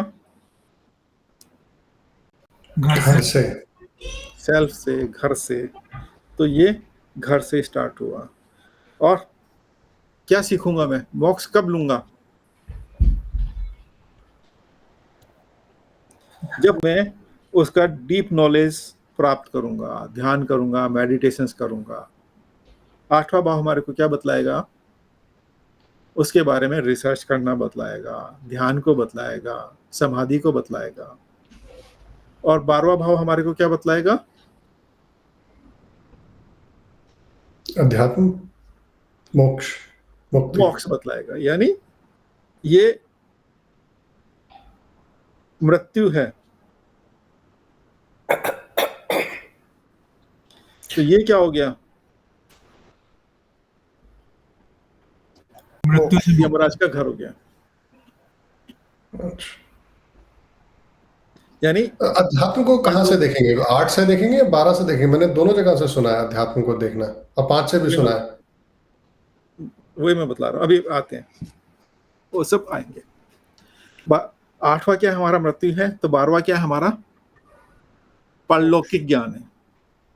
यानी ध्यान समाधि किस चीज के लिए कर रहे हैं हम? परलौकिक ज्ञान।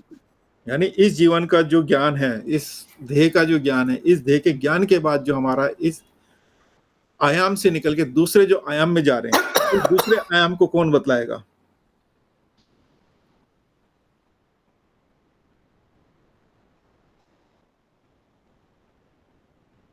दूसरा आयाम यानी मृत्यु, मृत्यु के बाद का जो चीज है वो हम 12वें भाव से देखेंगे।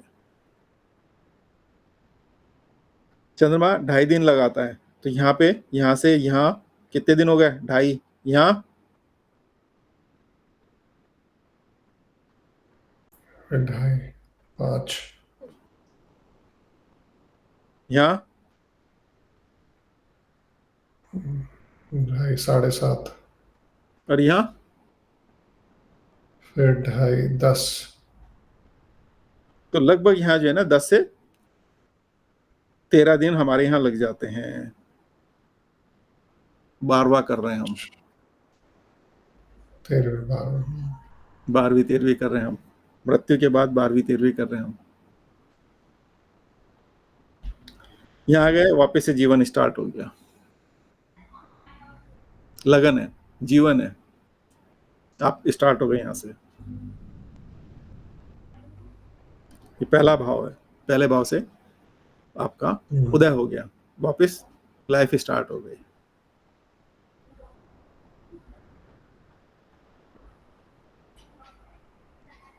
तो क्या सीखा यहाँ पर?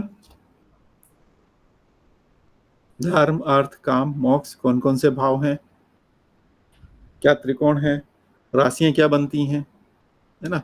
ये भावगत भी होता है और राशिगत भी होता है।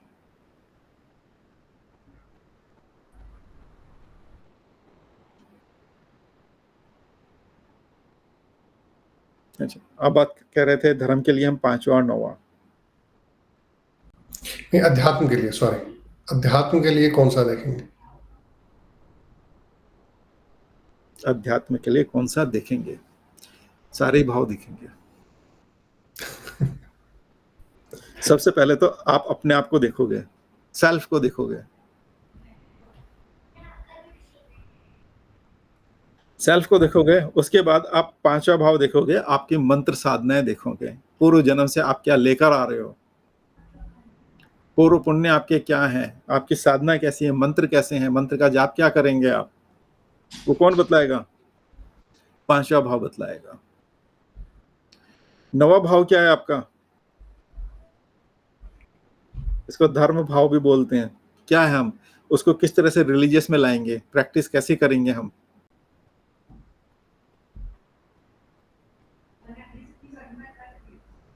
ठीक है, तो 159 हो गए। 8वां हमारे को बदलाएगा, साधना बतलाएगा हमारी, हम किस तरह की साधना करेंगे। अच्छा, हमारा रिसर्च कैसा होगा, हमारी डीप रिसर्च कैसी होगी, हमारा मेडिटेशन कैसा होगा।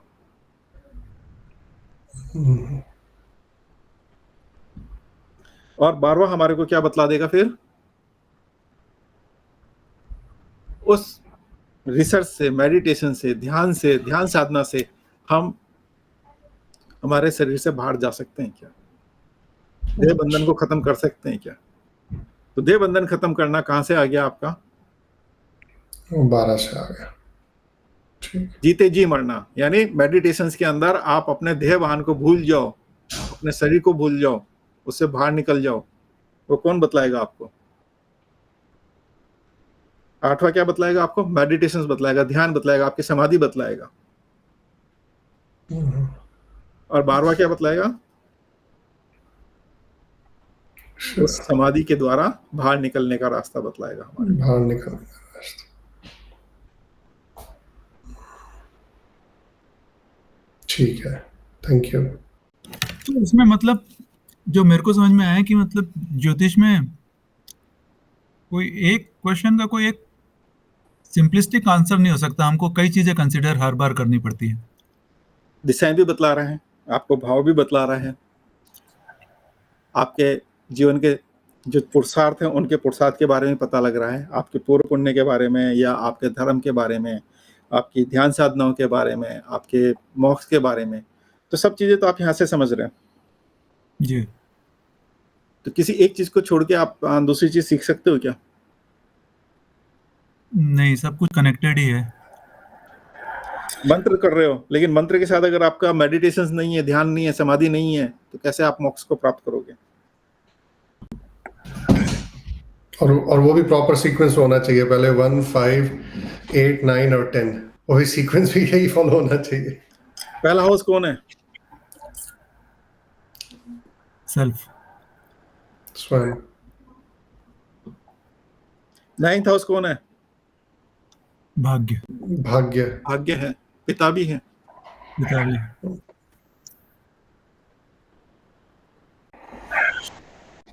और 5th हाउस क्या है आपका? क्रिएटिविटी, आपकी क्रिएटिविटी है, पुत्र भी है। पुत्र भी है।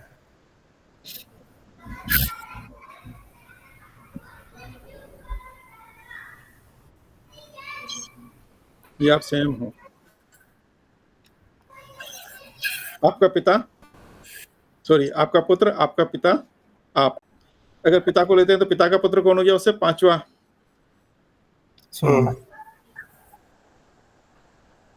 यहां से जाऊंगा तो ये 5th हो गया। अगर यहां से घूम के आऊंगा मैं, ये 9th हो गया। यहां से घूम के जा रहा हूं 5th। ये क्या हो गया? चक्र है, 5 का चक्र। ये पिता है, तो ये पिता का पुत्र है, और ये उसके क्या है? 9th हो गए ना ये। ये दादा हो गए।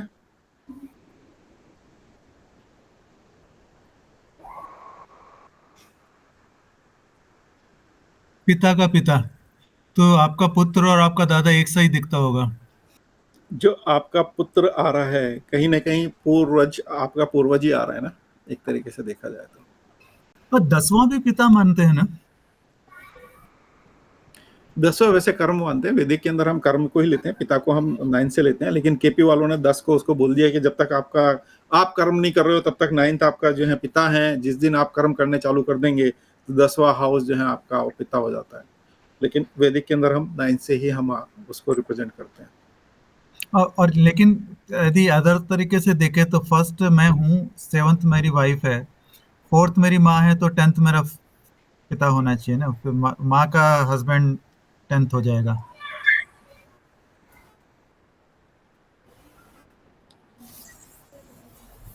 वैसा लॉजिक लगाएं तो ठीक है। 4th आपका क्या है? मार्था। 7th क्या है? पत्नी।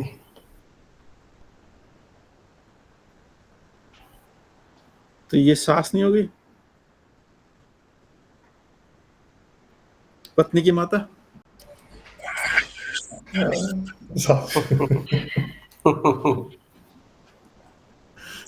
हाँ बिल्कुल, सास भी हो सकती है।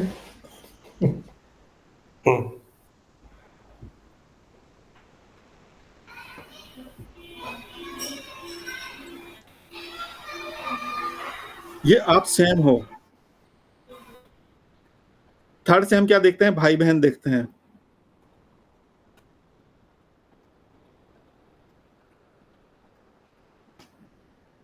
ये भाई बहन किसके देख रहे हो आप?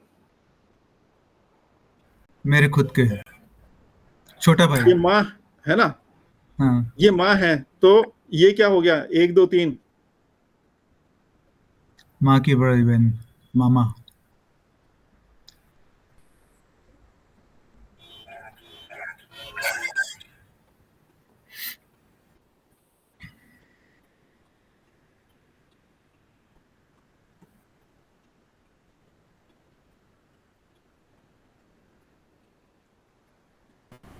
ये कौन है? पिता। पिता। तो पिता के भाई बहन कहां से देखोगे आप? 11वां। 11वां। 1 2 3 ये कौन हो गया आपके? चाचा।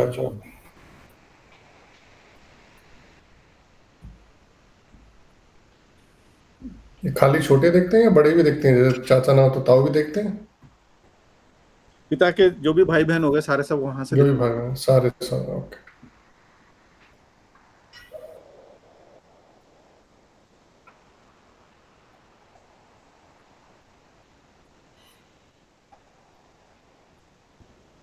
ये बिल्कुल सिंपल छोटी छोटी चीजें हैं जो एक एक चीज को पकड़ोगे तो एक से एक लिंक होती चली जाएंगी आपकी ना। तो इस तरह से आप सेकंड फिर वो कुटुंब पूरा आ जाता है, राइट? वो कैसा चीज है फिर? वो कुटुंब जिसको बोलते हैं वो सब कुछ ही हो गया। हाँ। दूसरा वो देखो, अभी जब मैं भाव को, अभी आप जो ना आपने पहले सीखा हुआ इसलिए अभी दूसरों को दिक्कत हो जाएगी। बेसिकली ये क्या है? आप सैम है। तो सेकंड हाउस जो है ना आपका क्या है?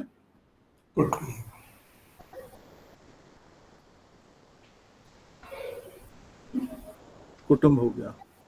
इसमें सब आ गए। कुटुंब के अंदर एक तरीके से देखा जाए तो आपके भाई बहन, यानी आप जो आपने अपने घर के लिए काम करने वाले हैं वो सब आपका कुटुंब हो गया। सेकंड हाउस कुटुंब हो गया। सेकंड हाउस क्या हो गया? धन हो गया। कौन सा धन? अभी हमने पहले बात करी थी, संचित धन। संचित जो आपके पास में है। वो संचित धन कैसा हो सकता है आपका? शेयर भी हो सकते हैं, ज्वेलरी हो सकती है, बैंक में सेविंग्स आ सकती हैं इसमें? बैंक सेविंग्स, जमीन ना। अब बोलिए ना, आपका धन कौन कौन सा हो सकता है जो संचित धन है, जो जिसे आप कह सकते हो कि मेरे पास आज मैं यूज कर सकता हूँ?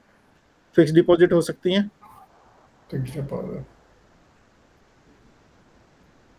प्रॉपर्टी नहीं, प्रॉपर्टी से नहीं आएगी। आपका ज्वेलरी हो गए, शेयर्स हो गए। पहले शेयर्स जो है ना, आजकल तो अब सब कहाँ चले गए? डीमैट में चले गए, डीमैट में चले गए। है ना। ज्वेलरी भी कहाँ चली गई? लॉकर में चला, लॉकर में चली गई। फिक्स डिपॉजिट बैंक में। ठीक है। और फिक्स कौन कौन सा हो सकता है बोलिए आपके पास में, जिसे आप एनकैश कभी भी कर सकते हैं? सोना चांदी। ना तो सोना चांदी में आ गए, ज्वेलर, मोती हो गए, सोना है, चांदी है, ज्वेलरी है, ऑर्नामेंट्स हैं, सभी कुछ तो आपका ज्वेलरी में आ गया। रुपया, बॉन्ड्स, है ना। फिक्स डिपॉजिट में क्या हो सकते हैं अभी सब तरह के हमारे? बॉन्ड सभी आगे उसमें। बॉन्ड्स कौन कौन से हो सकते हैं? डिबेंचर्स, गवर्नमेंट हो सकते हैं, डिबेंचर्स के हो सकते हैं, कंपनियों में जो आपके लगाए हुए हैं, बैंक में फिक्स करके आपने रखा वो हो सकते हैं।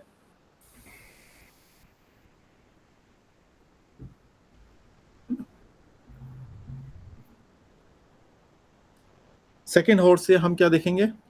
रेंट से आने वाली इनकम सर।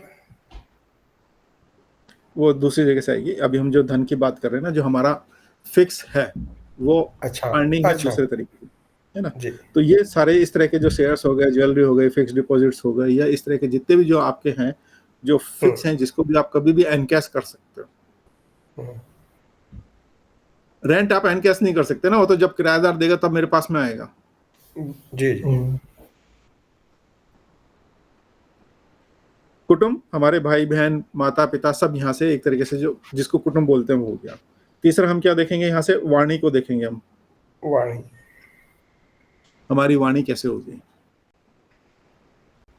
हमारा बोलने का तरीका कैसे होगा, हम बोलने में कैसे होंगे? मृदुभाषी होंगे, कटुभाषी होंगे, क्या होंगे? ठीक है। वाणी हम यहाँ से देखेंगे, धन हम यहाँ से देखेंगे, कुटुंब हम यहाँ से देखेंगे। और क्या देखेंगे? बच्चा पैदा होगा, सेकंड ईयर में पहुंचता है तो हम क्या करते हैं?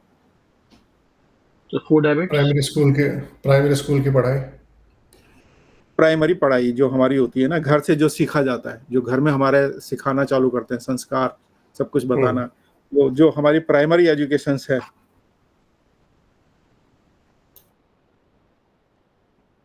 वो कहाँ से देखेंगे हम? सेकंड हाउस से देखेंगे। और बच्चा होने के बाद उसको खिलाया जाता है, पिलाया जाता है, अन्न प्रशासन, संस्कार किए जाते हैं, वो कहाँ से देखेंगे हम? यानी खाना पीना, फूड हैबिट्स। तो फूड हैबिट्स भी जो है हमारी कहाँ से देखेंगे हम? दूसरे हाउस। फूड हैबिट्स खाली बचपन की या पूरी जिंदगी की? जो आपको फूड हैबिट बचपन में लगेंगे वो पूरी जिंदगी रहेंगी आपकी।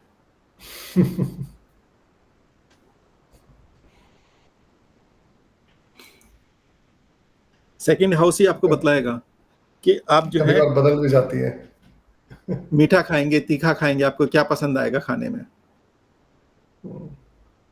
एफिलेक्टेड होगा तो आप व्यसन करेंगे तो किस तरीके का व्यसन कर सकते हैं।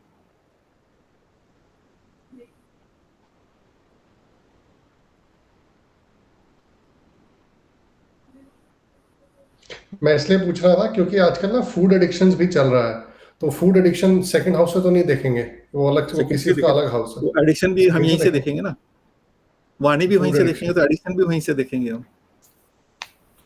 अच्छा, सेकंड हाउस से हम जो है फूड, हमारी फूड हैबिट्स देख रहे हैं और उस पर मैलेफिक इफेक्ट आ गया, राहु का शनि का आ गया, राहु आ गया, तो आप क्या करोगे फिर? मलेच्चे खाना चालू करोगे।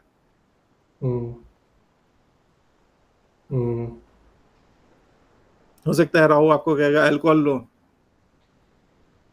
बिल्कुल। एडिक्शंस जो देगा वो कौन देगा यहाँ पे? कोई जो मैलेफिक होगा वो अपना आपको एडिक्शंस देगा। किस चीज का आपको उसके प्रति?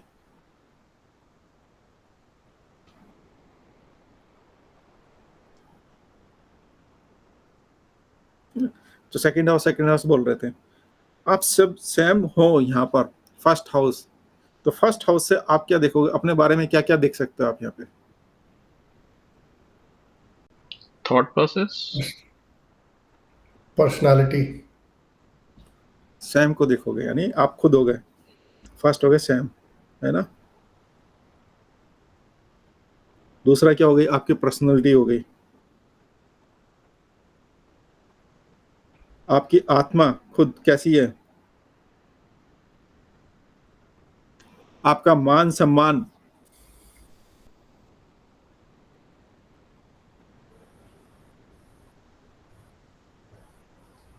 और बॉडी स्ट्रक्चर, स्वभाव।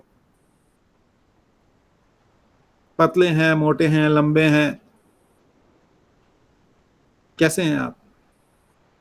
फिजिकल स्ट्रेंथ, यानी जिसे हम कहेंगे ना फिजिकल स्ट्रेंथ, स्ट्रेंथ कैसी है आपकी खुद की, स्वयं की स्ट्रेंथ कैसी है, वो हम फर्स्ट हाउस से देखेंगे।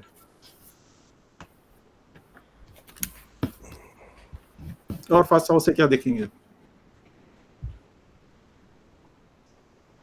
स्वभाव, है ना। ठीक है, आप स्वयं हो गए तो आपका स्वयं का स्वभाव कैसा हो गया, है ना। आपकी पर्सनालिटी कैसी हो गई, आपकी सोल, आपकी आत्मा कैसी हो गई, आपका मान सम्मान कैसा हो गया, आपके बॉडी का स्ट्रक्चर कैसा है आपका, है ना। उसमें स्ट्रेंथ है, फर्स्ट हाउस स्ट्रेंथ है, मजबूत है, तो आप बीमार नहीं पड़ेंगे। बीमार भी हो गया तो जल्दी से आप उसको रिकवर कर लेंगे। यही अगर अफिलिक्टेड हो गया तो क्या होगा, क्या बतला रहा है अफिलिक्टेड होने से, बीमार, अशक्त, आसक्त हो सकते हैं, बीमार हो सकते हैं, मान सम्मान में कमी हो सकती है, कोई आपको अपमानित कर सकता है। वो कब होगा, वो जब उस तरह की दशा आएंगी जो आपको जो है अफिलिक्टेड कर रहा है, वो जब उसकी दशा आएंगी तब आपको वो सब प्रॉब्लम हो सकती है। जस्ट आज इंट्रोडक्शन था, बिल्कुल बेसिक था अपना, है ना। तो इसलिए मेन सबसे पहले आपको क्या याद करना है, हमारी कुंडली किस प्रकार की है, राशियां क्या हैं, राशियों के स्वामी कौन है ना। अब जैसे अगर मेष राशि है, यहाँ अगर हम इसको देख रहे हैं, मेष राशि है सपोज, है ना। यहाँ पे जैसे एरिस हो गई, एरिस के स्वामी कौन है, मंगल, मंगल, मंगल अगर यहाँ बैठे हैं तो हम क्या बोलेंगे, अच्छा है, स्वग्रही, है ना। क्योंकि ये राशि क्या है, लगन में बैठे हैं। राशि क्या है, एरिस, है ना। एरिस या मेष राशि, मेष राशि के स्वामी कौन है, लॉर्ड कौन है, हमने सीखा था अभी, मंगल, मंगल। तो मंगल कहाँ हो गए, स्वग्रही हो गए। कोई भी आदमी कहाँ अच्छा फील करता है, आपको क्या चाहिए होता है सबसे पहले, खुद के आप कहीं घर में, बाहर गए, कुछ भी गए तो कहाँ सुकून मिलता है आपको आके, स्वयं के घर में, आप कैसा फील करते हो, स्वयं घर में अच्छा फील करते हो, हम्म, कंफर्टेबल हो। जब आप यहाँ कंफर्टेबल हो, अपने घर में हो, तो आप क्या बोल सकते हो इस भाव को, क्या हो गया, ये बहुत मजबूत अच्छा हो हो गया। गया। मजबूत हो गया, स्ट्रांग हो गया। यानी मेरा मैं खुद क्या हो गया, अभी स्ट्रांग हो गया, मैं खुद अपने घर में बैठा हुआ हूं।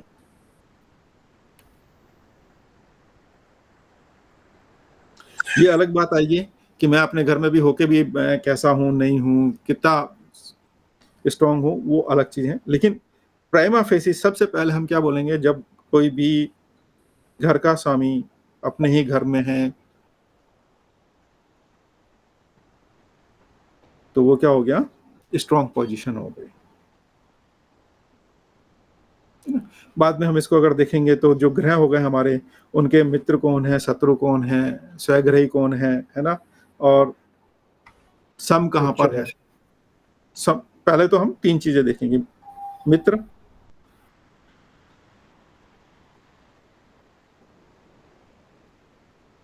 शत्रु, और या तो मित्र है, शत्रु है, या सम, सम है।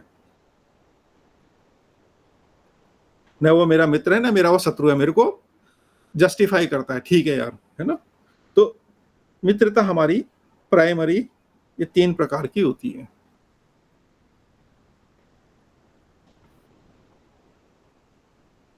कोई भी ग्रह होगा, या तो कोई उसके मित्र हो सकते हैं, या शत्रु हो सकते हैं, या न्यूट्रल हो सकते हैं, ना वो उसको वो मित्र मानते हैं ना शत्रु मानते, सम हो सकते हैं या न्यूट्रल हो सकते हैं। तो ये तीन प्रकार की हमारी नैसर्गिक मित्रता कहलाती है, जो कि एक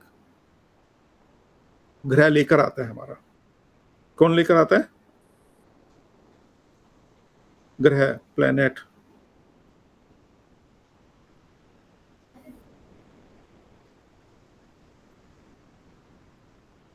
उसकी कितने प्रकार की हो सकती हैं? जो नेचुरली लेकर आता है, या तो पहला फर्स्ट कंडीशन में मित्र हो सकता है उसका, कोई शत्रु हो सकता है, या सम हो सकता है। इस तरह की मित्रता को हम क्या बोलेंगे?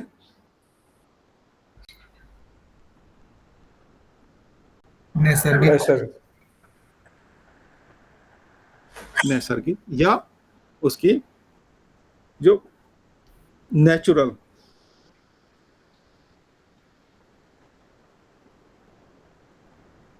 दूसरी क्या हो सकती है मित्रता शत्रुता? कुंडली में कहाँ बैठा हुआ है उसके हिसाब से कौन कौन उसके मित्र और शत्रु बनते हैं। मैं यहाँ बैठा हूं तो मेरे कुंडली के हिसाब से जो मेरे अड़ोसी पड़ोसी हैं वो क्या है? तात्कालिक। मेरे जहां भी मैं जाऊंगा तो मैं ये देख के तो जाऊंगा ना। घर आप लेते हो, कैसे लेते हो आप? कहीं भी घर अगर आपको लेना है, किसी सोसाइटी में लेना है, किस तरह की सोसाइटी में लेना पसंद करोगे? लोग अच्छे अच्छे अड़ोसी पड़ोसी आपके अच्छे होने चाहिए। अब मैं यहाँ हूं तो मेरा अड़ोसी पड़ोसी कौन कौन हो सकते हैं? 212 यानी अड़ोसी पड़ोसी कौन हो गए? सेकंड, थर्ड एंड फोर्थ, ये मेरे अड़ोसी हो गए। ये मेरे 12, 11 और 10 ये मेरे पड़ोसी हो गए, अड़ोसी पड़ोसी हो गए। तो ये जो अड़ोसी पड़ोसी बने हमारे, जो सेम घर में बैठेगा वो भी पड़ोसी माना जाएगा? सेम अगर 1 में 1 बैठा है, नहीं वो नहीं माना जाएगा। तो ये जो हमारे अड़ोसी पड़ोसी हो गए, ये क्या हो गए? तात्कालिक मैत्री। ये कुंडली के हिसाब से तात्कालिक जो मेरे बन रहे हैं। नैसर्गिक और तात्कालिक, इन दोनों को मिला के मेरे कौन से बनेंगे?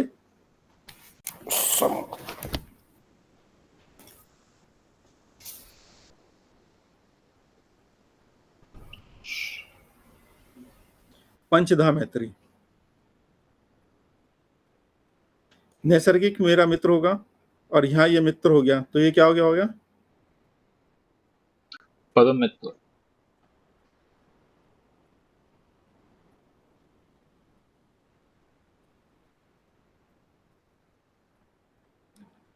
यहाँ तो मित्र है लेकिन यहाँ मित्र नहीं है, यानी यहाँ नहीं आया, वो यहाँ आके बैठ गया या यहाँ आके बैठ गया, तो क्या हो गया? वो एनिमी हो गया। यहाँ मित्र है और यहाँ एनिमी है, तो क्या हो गया? वो सम। मित्र बन गया या सम हो गया? मित्र बन गया, हम मित्र ले लेते हैं वो, ठीक है। दूसरा कंडीशन हो सकती है सम। तीसरा क्या हो गया? यहाँ शत्रु है, यहाँ सम है, मतलब यहाँ मित्र नहीं है, तो क्या हो गया? शत्रु, तात्कालिक शत्रु है और यहाँ मेरा वो मित्र नहीं है, तो शत्रु हो गया। यहाँ भी शत्रु है और यहाँ भी शत्रु है, तो क्या हो गया? शत्रु। परम शत्रु हो गया।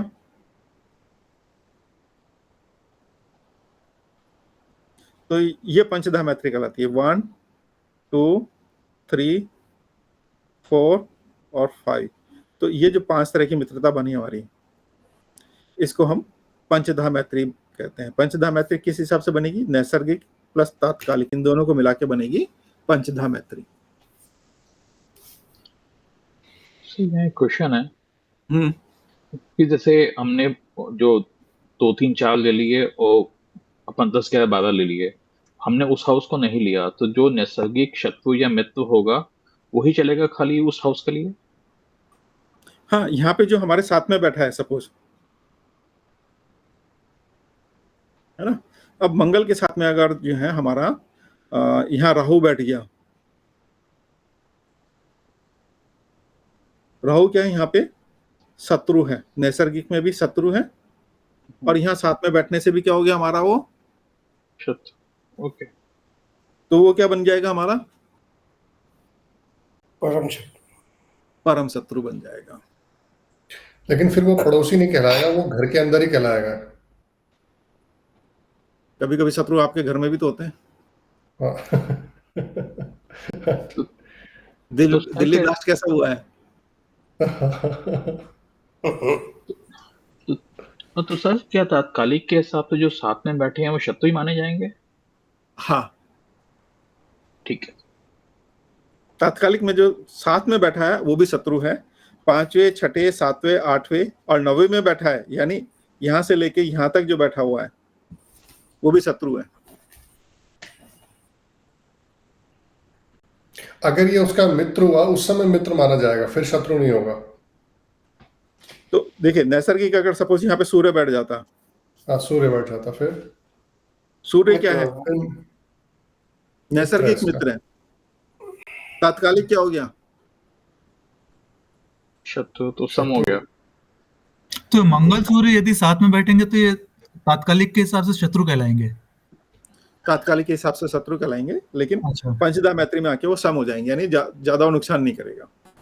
ओके। सो मंगल सूर्य नैसर्गिक मित्र और तात्कालिक शत्रु, ऐसा हो जाएगा। तात्कालिक शत्रु और पंचदा मैत्री में सम हो गए, यानी वो हार्म नहीं करेगा।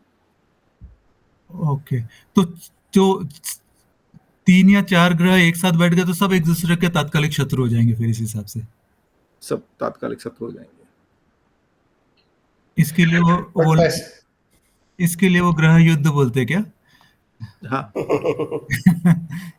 ओके। बट मैंने ऐसे ही केस में सुना था, एक जगह पे पढ़ा था कि गज केसरी योग, जब जुपिटर और मून दोनों साथ बैठ जाए तो गज केसरी योग होता है, या एक दूसरे से केंद्र में हो। बट उसमें ये शत्रु वाला कॉन्सेप्ट अप्लाई नहीं होगा? नहीं, हो जाएगा। लेकिन चंद्र और राहु एक्चुअली क्या है? वो मित्र हैं, चंद्र और गुरु नैसर्गिक मित्र हैं, तात्कालिक शत्रु हुए, तो रिजल्ट क्या होगा? सम हो गया। लेकिन केंद्र में बैठने की वजह से क्या हो गया? वो पावरफुल हो गया, पावरफुल हो गया, गज केसरी योग बन गया। अच्छा, तो ये एक्स्ट्रा कॉन्सेप्ट अप्लाई होगा, केंद्र वाला एक्स्ट्रा कॉन्सेप्ट अप्लाई होगा, इसलिए वो अच्छा योग हो गया। वैसे शत्रु उसमें भी बनेंगे वो दोनों। हाँ, शत्रु तो बने, तात्कालिक शत्रु है। अच्छा, लेकिन क्या है? नैसर्गिक मित्र हैं, एक दूसरे के नैसर्गिक मित्र हैं। मन भेद, मतभेद नहीं है, मन भेद है। तो सर ये मत तो मिलते हैं, हम दोनों मित्र हैं, हमारे मत मिलते हैं, लेकिन यहाँ मन नहीं मिल रहा, मन भेद है, मतभेद नहीं है, मन भेद है। तो सर इसके लिए सर D1 लेंगे या सर हम अपना KP वाला पकड़ेंगे चार्ट? हम अभी D1 ही की बात कर रहे हैं, हम D1 लेंगे। ठीक सर। KP में आता ही नहीं है। हम इसके लिए हमेशा D1 चार्ट ही फॉलो करेंगे। हाँ, अभी हम D1 से समझेंगे, यही सारी सब चीजें आपका D2, D3, D4, D5, D9, D10 सब में लगेंगी। हाँ, मतलब मेरा बस खाली वही था कि इसके लिए प्लेसिडियस सिस्टम को हमें अप्लाई नहीं करना। प्लेसिडियस सिस्टम अप्लाई नहीं करना। ठीक सर। अगर प्लेसिडियस सिस्टम भी अप्लाई करना है तो अगर भाव सिस्टम्स लेना है तो प्रॉपर प्लेसिडियस सिस्टम्स का भाव सिस्टम्स लीजिएगा, फिर केपी वाला मत लीजिएगा। लेकिन सब मोलस सेम ही हो जाता है सबसे मोस्टली, तो नहीं होता। ओके, वो मैं समझाऊंगा आगे। कृष्णामूर्ति जी ने कहीं की ईंट कहीं का रोड़ा, भानुमति ने कुनवा जोड़ा। प्लेसिडियस से कप्स लिया, भाव सिस्टम नहीं लिया। ये गलती बहुत सारे केपी वाले करते हैं। भाव सिस्टम्स केपी साहब ने कप्स को स्टार्टिंग से लेके कर लिया है, जबकि अगर वेस्टर्न में जिन्होंने प्लेसिडियस सिस्टम्स लिया है उनका भाव सिस्टम्स देखेंगे, वेस्टर्न्स के सॉफ्टवेयर उठा लीजिए, उनमें भाव सिस्टम्स में हमारा वैदिक का जो केपी सिस्टम है वो नहीं लगता है। तो वो भाव चलित कुंडली जो है ना, वो हमारी बहुत सारे तरीके से बनती है। चलिए, नहीं तो मैं बताऊंगा। इसके अंदर जो है ना आपका बहुत तरीके से जो है ना भाव कुंडली बनती है। हमारा 15 डिग्री को लेके हमारा एक भाव कुंडली बनती है, श्रीपति सिस्टम से भाव कुंडली बनती है, केपी के हिसाब से भाव कुंडली बनती है। तो भाव कुंडली जो है ना बहुत तरीके से बनती है। तो ये सारी चीजों को तो मेरे को कुछ पता ही, मतलब D9 वगैरह और केपी वगैरह भी हम लोग इस पूरे सिस्टम में सीख पाएंगे क्या? और भाव कुंडली क्या होती है ये भी मेरे को नहीं पता। भाव कुंडली, चलिए केपी के अंदर मैं जस्ट केपी ले लेता हूं मैं अभी। ये भाव कुंडली बनती है केपी सिस्टम्स के अंदर। एक और भी होगा इसमें, चलिए मैं कॉन्फ़िगर करके आपको बतला दूंगा इसके अंदर ना कि भाव कुंडली कैसे बनती है, इसके अंदर क्या है। तो ये जस्ट हमारी भाव कुंडली है। इसी के साथ में अगर दूसरी जो मैं राशि कुंडली बनाऊंगा, एक राशि कुंडली भी बनती है। सर आपके हिसाब से जो इतने सारे सिस्टम्स हैं एस्ट्रोलॉजी के, इनमें से किसकी सबसे ज्यादा अच्छी एक्यूरेसी आपने देखी है? सर जो इतने सारे एस्ट्रोलॉजी, हाँ जी, इतने सारे एस्ट्रोलॉजी सिस्टम्स हैं, इसमें से कैसे आप कौन सा यूज करते हैं और किसकी एक्यूरेसी सबसे ज्यादा है? एक बार ऐसे हुआ था कि एक शिष्य अपने गुरु से जो है ना, उसने दाव पेच सारे सीखे, लेकिन वो मास्टरी जो है ना एक पे ही कर पाया और वो जीतता चला गया। और लास्ट में जब फाइनल था तो फाइनल में जो आया वो उसका कंप्यूटर बहुत ही तगड़ा था। तो उसने गुरु से पूछा कि गुरु मैं क्या करूं, ये तो इसको बहुत कुछ आता है, मेरे से भी ज्यादा आता है। बोले तेरे को 100% किस पे आता है?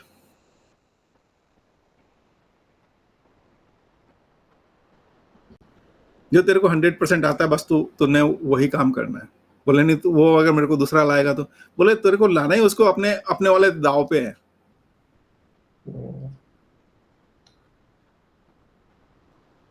तो एस्ट्रोलॉजी भी ऐसा ही है। लेकिन जो रिजल्ट मेरे को वैदिक से मिले हैं, अच्छा। जो रिजल्ट मेरे को वैदिक से मिले हैं वो वैदिक से ही मिले हैं। वैदिक से। I completely agree sir. KP आपको कृष्णामूर्ति जाते समय ये नहीं बतला पाए, वो उससे पहले चले गए कि केपी प्रसन्ना के लिए मैंने बनाई है। उनकी जो किताबें हैं 5 रीडर्स हैं, 5 रीडर्स में 300 से ऊपर उनके एग्जाम्पल हैं, सब प्रसन्ना के ऊपर है। अच्छा। नेटल का नहीं उन्होंने बनाया। प्रसन्ना क्या? प्रसन्ना क्या? प्रश्न कुंडली या होरारी चार्ट।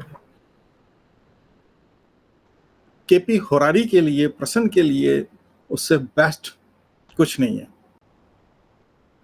खाली अगर आपको प्रसन्न करना है, होरारी करना है, one of the best. Natal के लिए जाना है, बाकी कुछ भी करना है, सबकी जननी कौन है?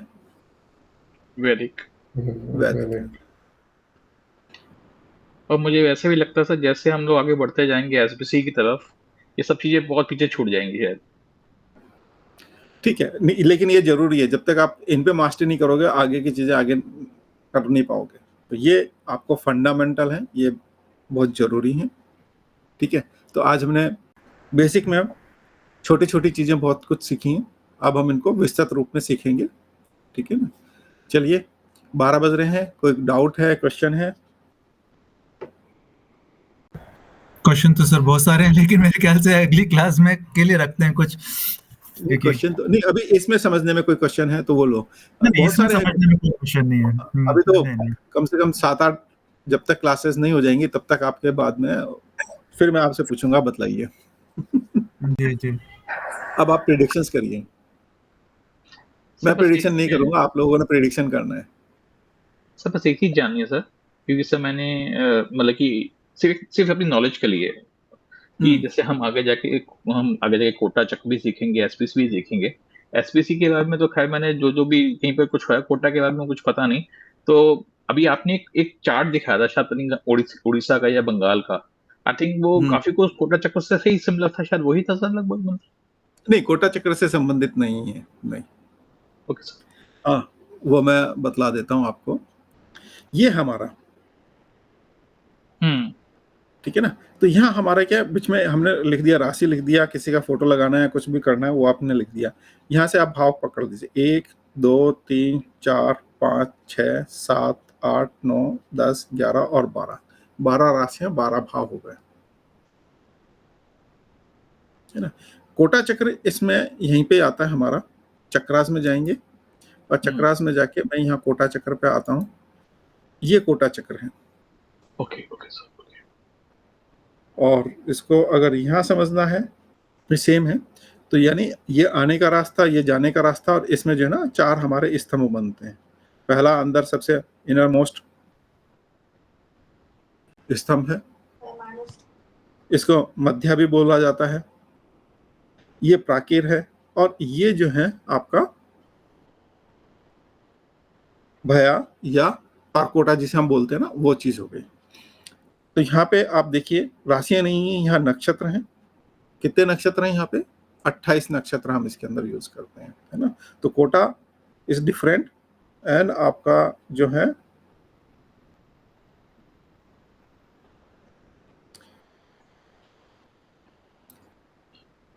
अच्छा, नहीं मैं कहाँ चला गया, ठीक है ये लेता हूँ, ये अलग है। Got it sir, so thank you sir. तो दोनों में बहुत अंतर है, देखने का तरीका भी अलग है ना, पर्पस भी अलग है। सर क्यों जानिए सर, जैसे आपके साथ अलाइन करने के लिए सर सॉफ्टवेयर कौन सा यूज करें, आप कौन सा सॉफ्टवेयर रिकमेंड करेंगे? वो मैं दे दूंगा आपको ना, जिस चीज के लिए जरूरत होगी। बाकी अभी तक के लिए कोई भी आप सॉफ्टवेयर लीजिए, ठीक है, ठीक है ना, कोई भी सॉफ्टवेयर ले लीजिए। बेहतर है 2 सॉफ्टवेयर फ्री का चाहिए, जगन्नाथ होरा से बढ़िया कोई सॉफ्टवेयर नहीं है। साइंटिफिक अगर आपको काम करना है, जगन्नाथ होरा is the one of best. Predictive के लिए आपको आपके सीट को कॉन्फ़िगर करने के लिए अगर आपको चाहिए, तो फिर जो है ना, ये आपका पारासर लाइट है। इसमें जैसे एक ही सीट में आप देख रहे हैं कि मेरे को क्या क्या देखना है, वो आप सारा सब एक जगह कॉन्फ़िगर कर सकते हो, ना जो आपको चीज चाहिए वो कॉन्फ़िगर कर सकते हो। तो पारासर लाइट आपको प्रेडिक्शंस के अंदर, डे टू डे यूज के अंदर, आपको एस्ट्रोलॉजी के लिए यूज चाहिए तो पारासर लाइट है, ठीक है। और फाइनेंशियल के लिए चाहिए तो अपना फिन कैल करके है ना, अभी उन्होंने अभी मेरे ख्याल से दिसंबर में काफी कुछ वो चेंज